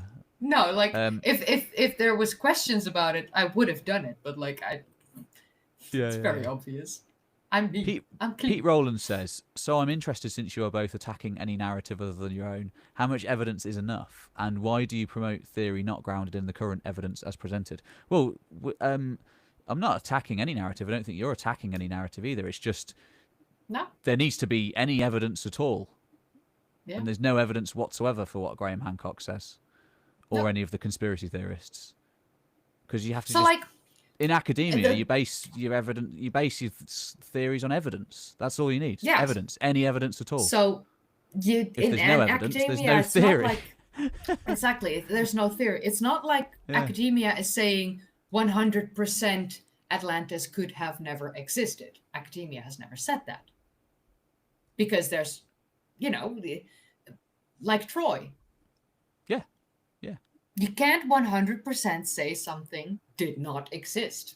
Yeah. Just because you haven't found any evidence yet. Exactly. But at the same time, you can't pretend that a lot of things on a global scale that kind of don't have anything to do with each other, but you somehow, because you want to find that connection, pretend that that is evidence of your ancient advanced civilization that we don't have any evidence of.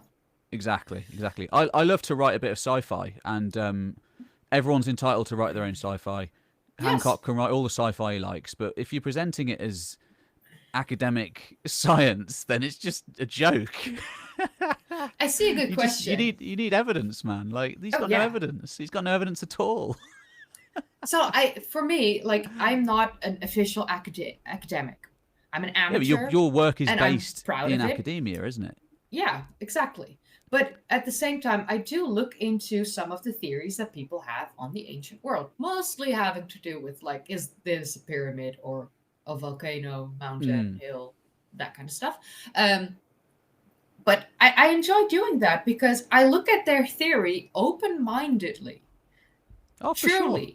Like I want to understand why they believe what they believe. And so I present their theory as honestly as I can, as unbiased as I can. And then I look at what the scientists and the scientific community and the historians, archaeologists, anthropologists, whatever, what they say about it, even geologists at times. And if what they have evidence of does not match with what the theory is saying, it doesn't seem to be like the theory is correct. I will never in my videos say that it is most definite a hill. I mean, I will kind of point to that a little bit. It's very obvious what my personal opinion is, but it's not about my opinion. It's about presenting the theory, presenting the scientific rebuttal, and you making up your own mind, because I'm not going to tell you what to believe or not. If you want to believe in a god or not, or in a spiritual being, or the laws of the universe, I don't care. You do what you do. I just believe the experts. It's that simple. Same. If somebody's dedicated their entire life to studying something, I believe them. Graham Hancock is I can't, sorry to. He's a journalist, and he wrote a book. Like he writes, just look at his back catalogue of the books. He writes scientific books. He writes science fiction. They're books. crazy. Yes. He's bonkers. We have a good question. It's great fun. Though. It's great fun. Yeah. Oh yeah. That's all it is. If you read at it within like just like me, my favorite movie from like when I was young and growing up was Stargate. Mate, It's I knew you also were going to say Stargate. I love Stargate. oh my, Stargate's it's the brilliant. Doesn't mean it's best. real. No, I also like Interstellar. I don't see us Yeah, yeah, yeah. going and using Oh, Saturn yeah, to man. get into a wormhole Yeah, anytime yeah, yeah. soon. Interstellar's We do class. have one good question though here from Great. Let's do it. Nightmix. Let's Is do the it. claim that only 5 to 10% of Göbekli Tepe is excavated true? So the claim is made by, I think it was Jimmy Corsetti, Bright Insight. I'm just gonna skip over that real quick because I mean the guy has attacked me like about 5 or 10 times on Twitter and tried to cancel me, like my Yeah. livelihood. I don't like him because of that. It doesn't sound like a very But nice thing to do. no, not really. Is that true? 5 to 10%. So they don't necessarily completely, fully know how massive Göbekli Tepe actually is. So that already gives us not a full, complete 100% at this point. Yes, they've done some ground penetrating radar over the years, but back then there used to be still like an olive tree garden on top of it. The trees have been removed earlier this year, so there are no longer olive trees growing, standing on the hillside of Göbekli Tepe.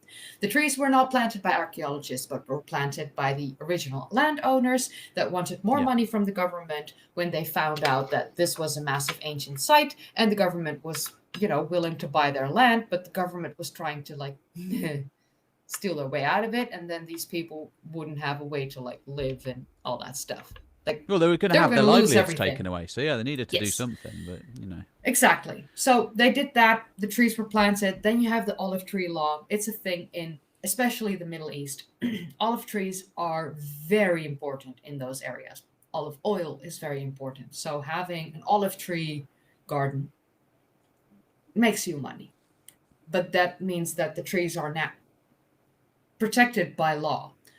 So you can't just cut down an olive tree. The government eventually uh, dug out the trees and replanted them elsewhere to not kill the trees because, olive tree law. It was easier this way. So we don't, at this point in time, I think, have a full 100% scope of the size of Göbekli Tepe. So you can't say X amount percentage is excavated at this point in time because you don't completely know the full scope of it. We know that we have currently excavated somewhere between 5 and let's say 50-ish percent. But excavations are ongoing. They've only been ongoing for the past 30 years.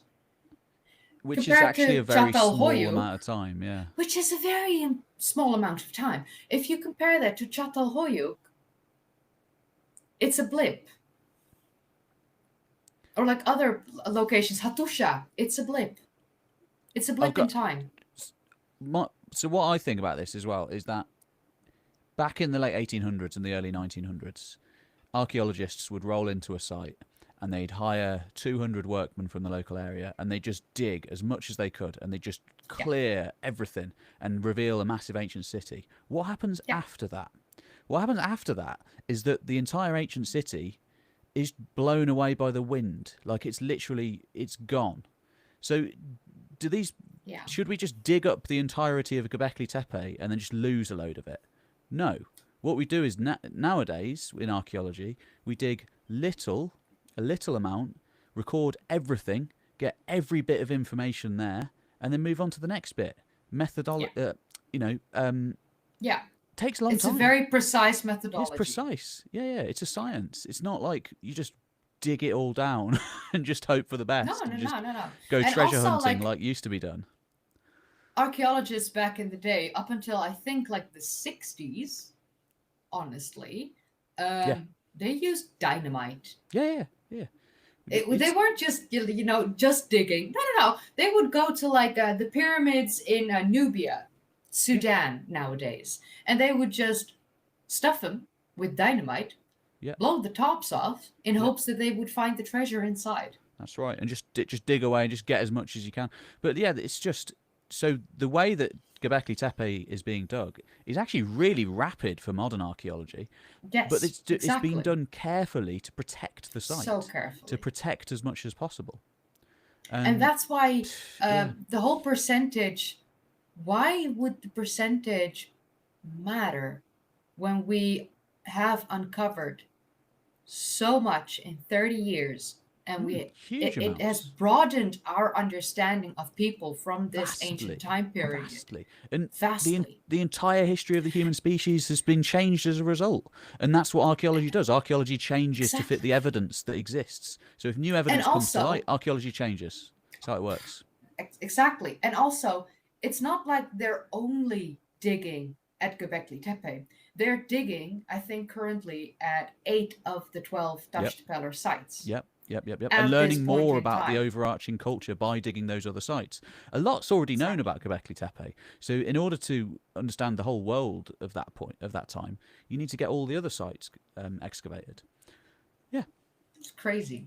But It yeah, there we go. really is crazy. I Any love other it. questions? Sorry. Any other questions? Yeah, chiseled with what? If you have a limestone isn't very high on the Mohs scale of hardness for stone. So if I were to look at like Mohs scale, It's relatively easy to chisel. limestone's super easy to chisel. Like honestly, you would only need like a quartz. I think even fluorite at this point. Yeah. But like Mohs scale limestone. I mean, you could do it with Well, flint. yeah. I'm not sure if I can like find where the limestone would fall. What is a 3 or 4? A 3 or 4 is a yeah, no, sorry. A 3 or 4, like I said, you could use fluorite, quartz, topaz, even. Yeah. That's how There's a lot. There's a lot that can be done. You a bone. lot. A lot was done with bone Bone. tools, antler Yeah, tools. You know. yeah. Yeah. Sorry, Um. limestone's super easy. Plus, limestone is one of the stones that erodes easiest. So Yeah. think about this. You have this T pillar. Make it wet. It's not Simply going to have a make nice it wet, time. and then Yeah. Yeah. This is the thing. Yeah. oh And look, it's becoming smooth. Oh man, look at that. What? countless Wind, archaeological. rain, Yeah. Countless archaeological sites have limestone. been destroyed by archaeologists in the Yeah, early days, and that's exactly. what we're trying to avoid now. Like most of the caves in this entire world on the planet, most of the caves are limestone, like karst caves. Yeah. Why are they limestone? Well, it was part of a mountain, but it's a limestone mountain, so it rains and then the rain will make a hole and that hole will seep in deeper and it becomes like this massive cave system just because of how easy limestone erodes. Limestone is the easiest stone that we can shape. The pyramids of Giza, only the inner layers, like the inner casing stones and the inner interior, was made out of granite. The rest of all the pyramids were created from limestone because it's Yep. so easy to shape limestone. People do the math of how long it would take to create the shape of the granite for the pyramids. And then they would use that same math for all the stones ever used for like the Great Pyramid of Giza. And then they say it's impossible for the ancient Egyptians to have created that within 27 years. And it's like I said, only the inner works of the pyramid was created with granite. So like the hallways, the chambers, that. The rest of Yeah. it is all limestone. Super easy to shape. You make it wet. You like even a cloth that is wet that you shape over the stone would already start, changing the shape of the Yeah. limestone. You It's don't need so easy. You don't need super alien Yeah, technology to do it. you don't need no nothing. And also, how did they move them? Look up Wally Wallington on YouTube. It's one guy moving stones that are, I think, like 2, 3, 4, 5, 6, 7, 8 tons on his own using a pebble. I love those It's no, but experimental it's archaeology. Yeah. insanity. It's insanity how he does it. He shows us how Stonehenge was created. He shows us how they moved the stones in ancient times before we had the wheel. He moved his Yeah. barn, his entire like American barn, massive thing. He moved Yeah. it on his own. Yeah. Yeah. Easy peasy. Easy peasy. And And people in the ancient ancients times were weren't dumb. they're incredibly clever. They're us. They were incredibly clever, and they didn't have Instagram Exactly. and social media, so they were probably cleverer. Yes.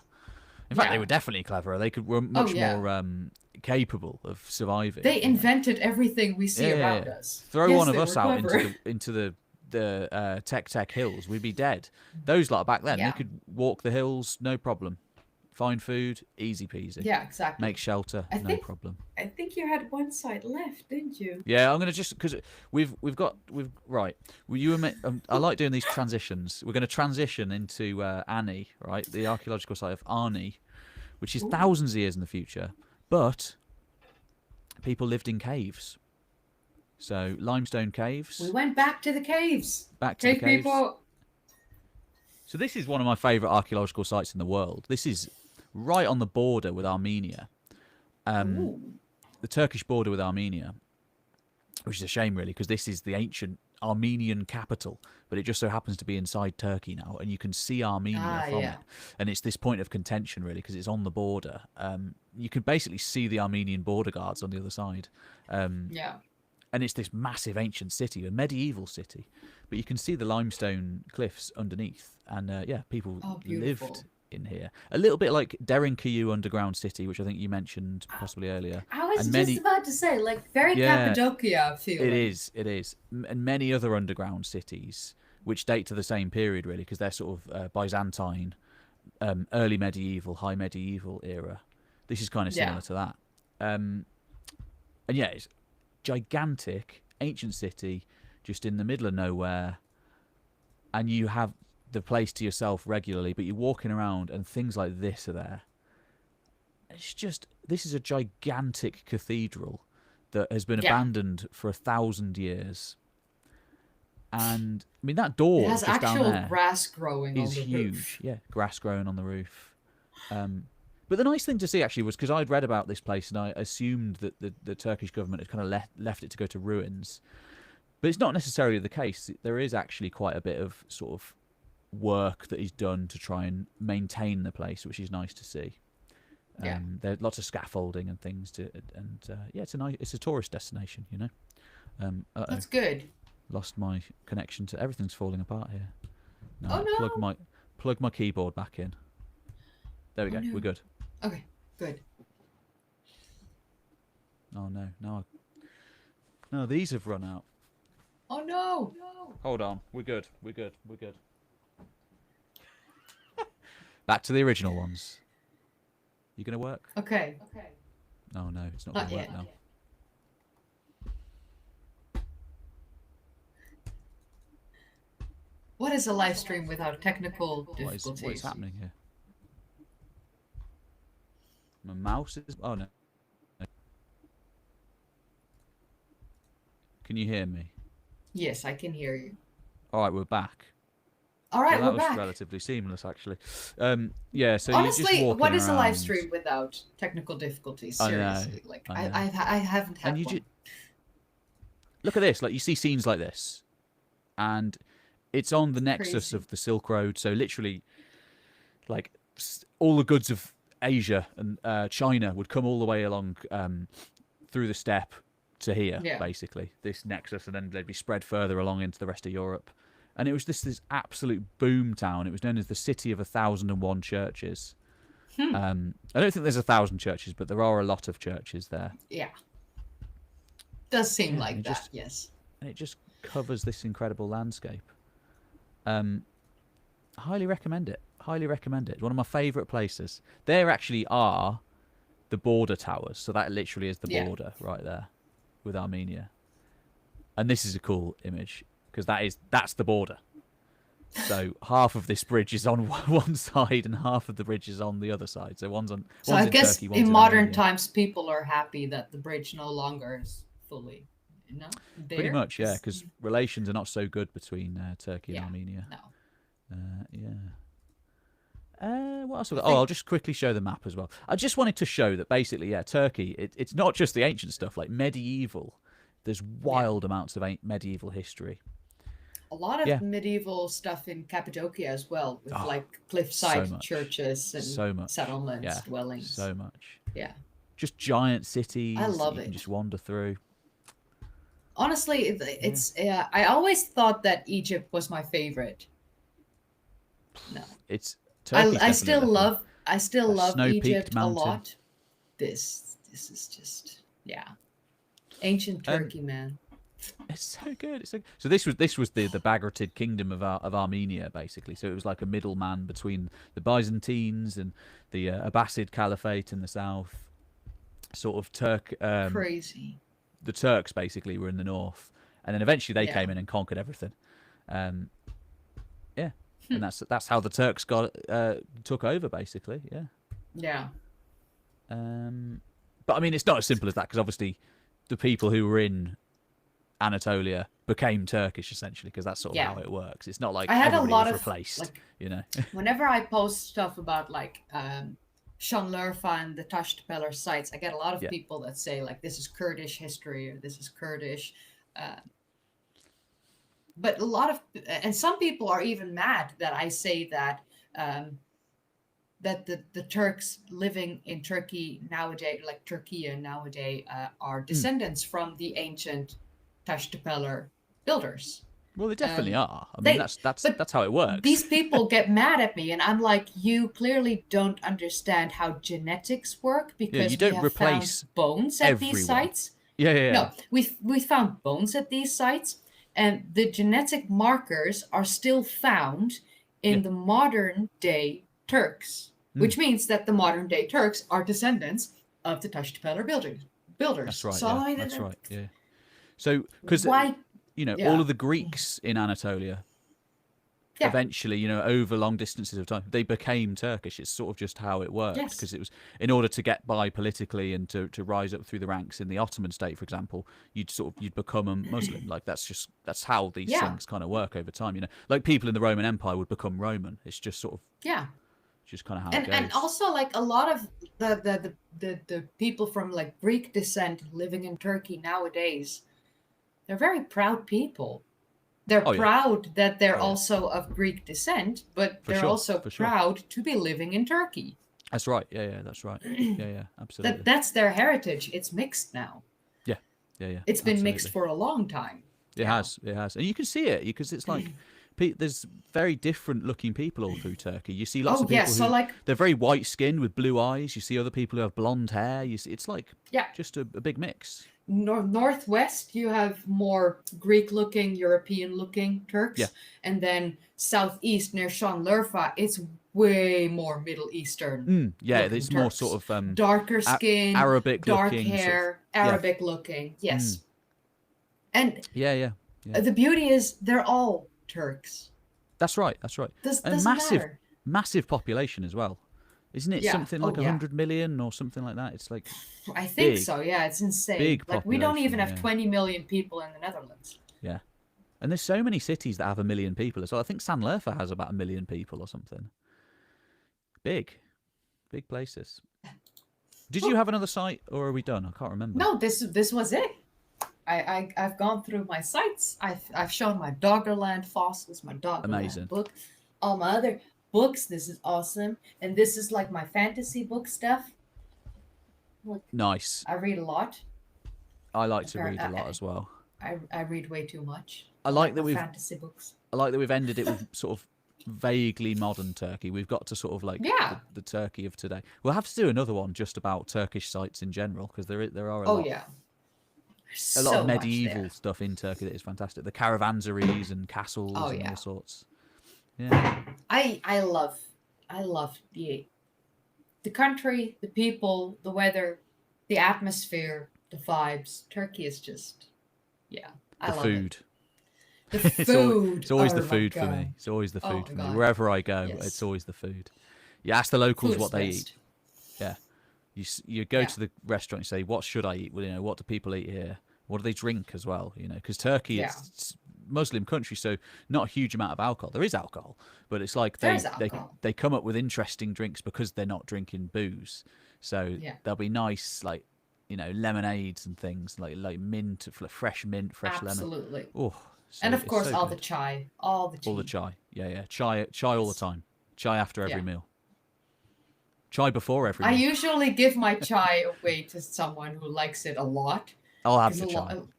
Yeah, see, I will always find someone to give my chai to. Yeah, Yeah. I like the chai. I'm big on the chai, but Turkish coffee as well. Whew. I don't know if you're into your Yeah. coffee, but the Turkish coffee is so Sometimes. strong. I love it. Yeah, If I need caffeine, I like it. yeah, Because I yeah. will stay awake for a while. I'm always I'm always amped up on caffeine when I go to these archaeological sites. Yeah. You'll see me running I around. just, for me, it's like, if you look back at like the origins of our species, origins of our civilization, origins of how we live in like our community style, in our community style society in modern times.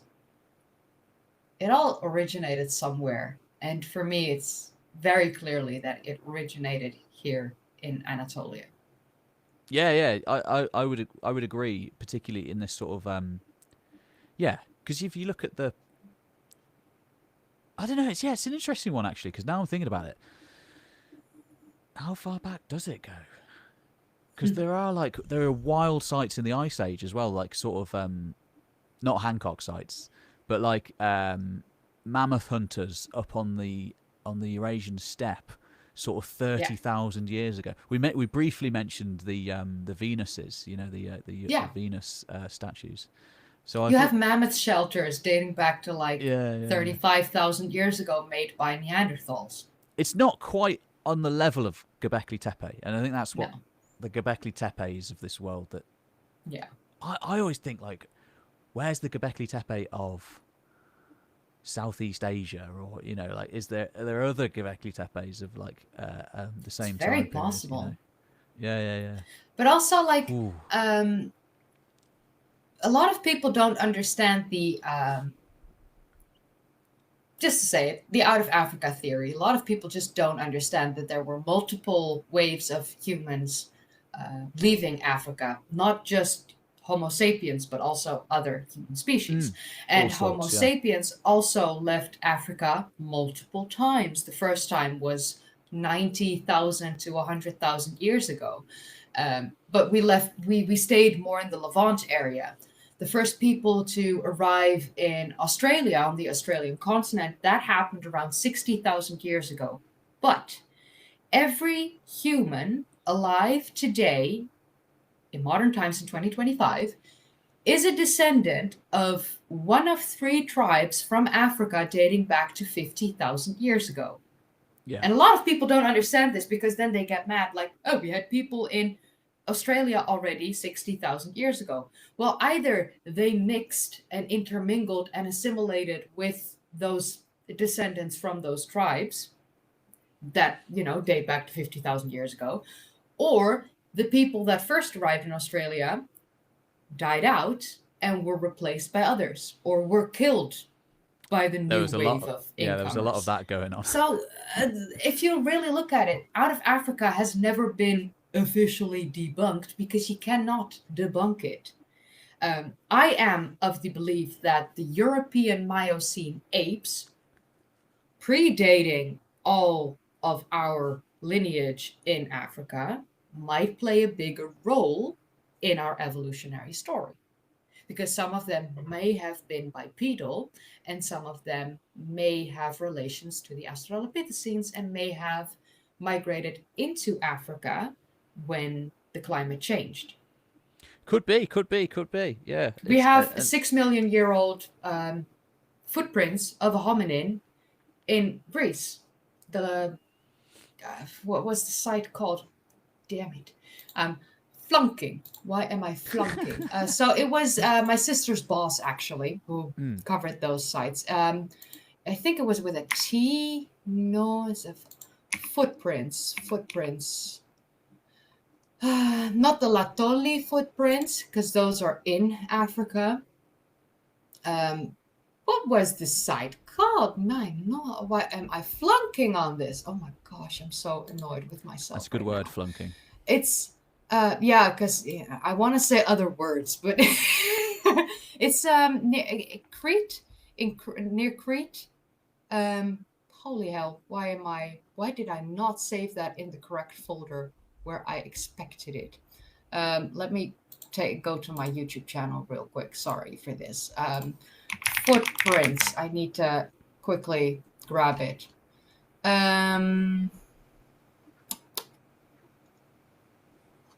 What was it? Where is it?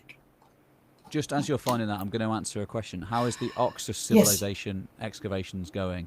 Seem to have been put on hold with the host country's aggression.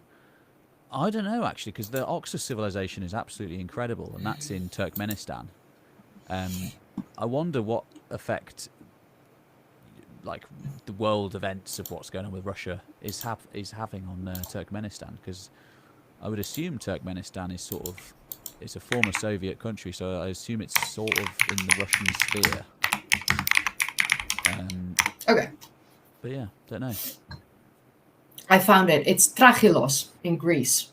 The 6 million-year-old footprint. Yes. That's insane. I interviewed my back then sister's boss, Per Alberg, Professor Per Alberg, from the University of Uppsala in Sweden. He was part of the paper on these 6 million-year-old footprints. They are most likely left by Aurorin tugenensis, which is a species that predates the Australopithecines, but could possibly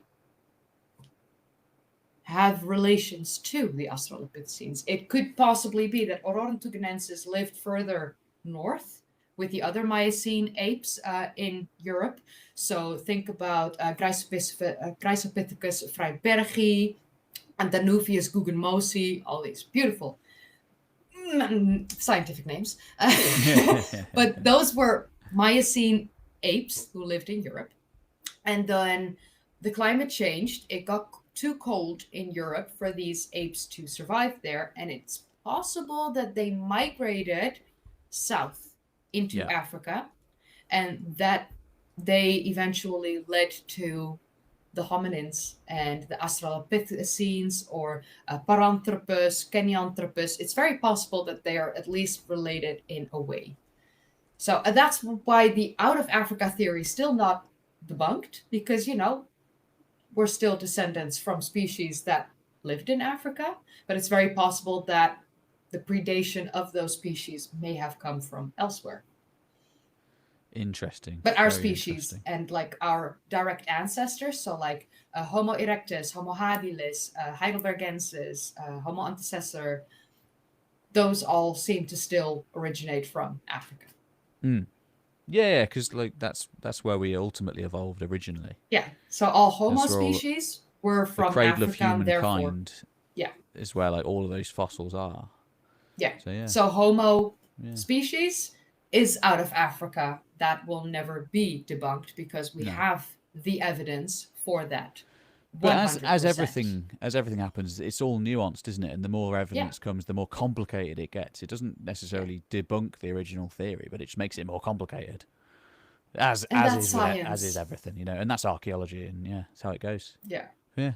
On that note, I love that. It's nearly midnight here, so what time is it for you? It's past midnight here. Oh, it's past midnight for you. Yeah.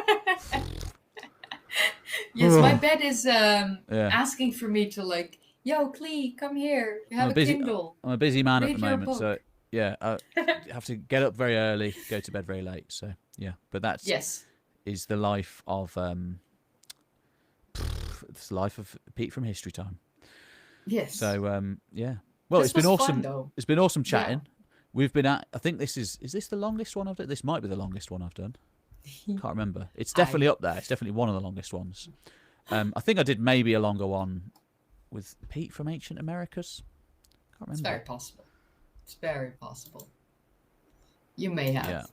What did we do? I'm looking. I have to check. 319, 314 right now. Oh no, 339. Oh damn. Yeah, no, you're right. 339. We're up there. If we only had like 25 more minutes. We need another. We need to be 12 sites. 12 wonders of ancient Anatolia. Yeah. Yeah.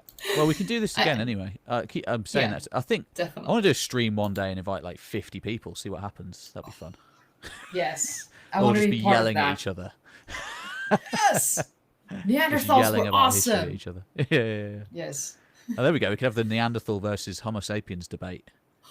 Ooh, see who's the best. See who's the best. The oh best man, hominid. I've been working on this Neanderthal documentary for the past 2.5 years. It's gonna take at least another 2.5 years before it's ever finished. Oh, welcome to my world. I have things that I've been working on for 5 years and may just like never finish them. We'll see. At this point, I might just actually write a book about it because not that I have anyone to sell it to, but that's fine. That is kind of where I'm veering. Yeah, I'm like writing ludicrously long things, and I think, why don't I just make this into a book? Then I don't have to do the video. Oh man. But yeah, no, I feel that. Yeah. This was fun. Right. Well, good night. Sleep is calling. Yes. And good night. Yes. Speak to you soon. Yes, this was fun. I don't think. Are there any more questions? I think we've done the questions, haven't we? We've done the questions. question. Yeah. We've done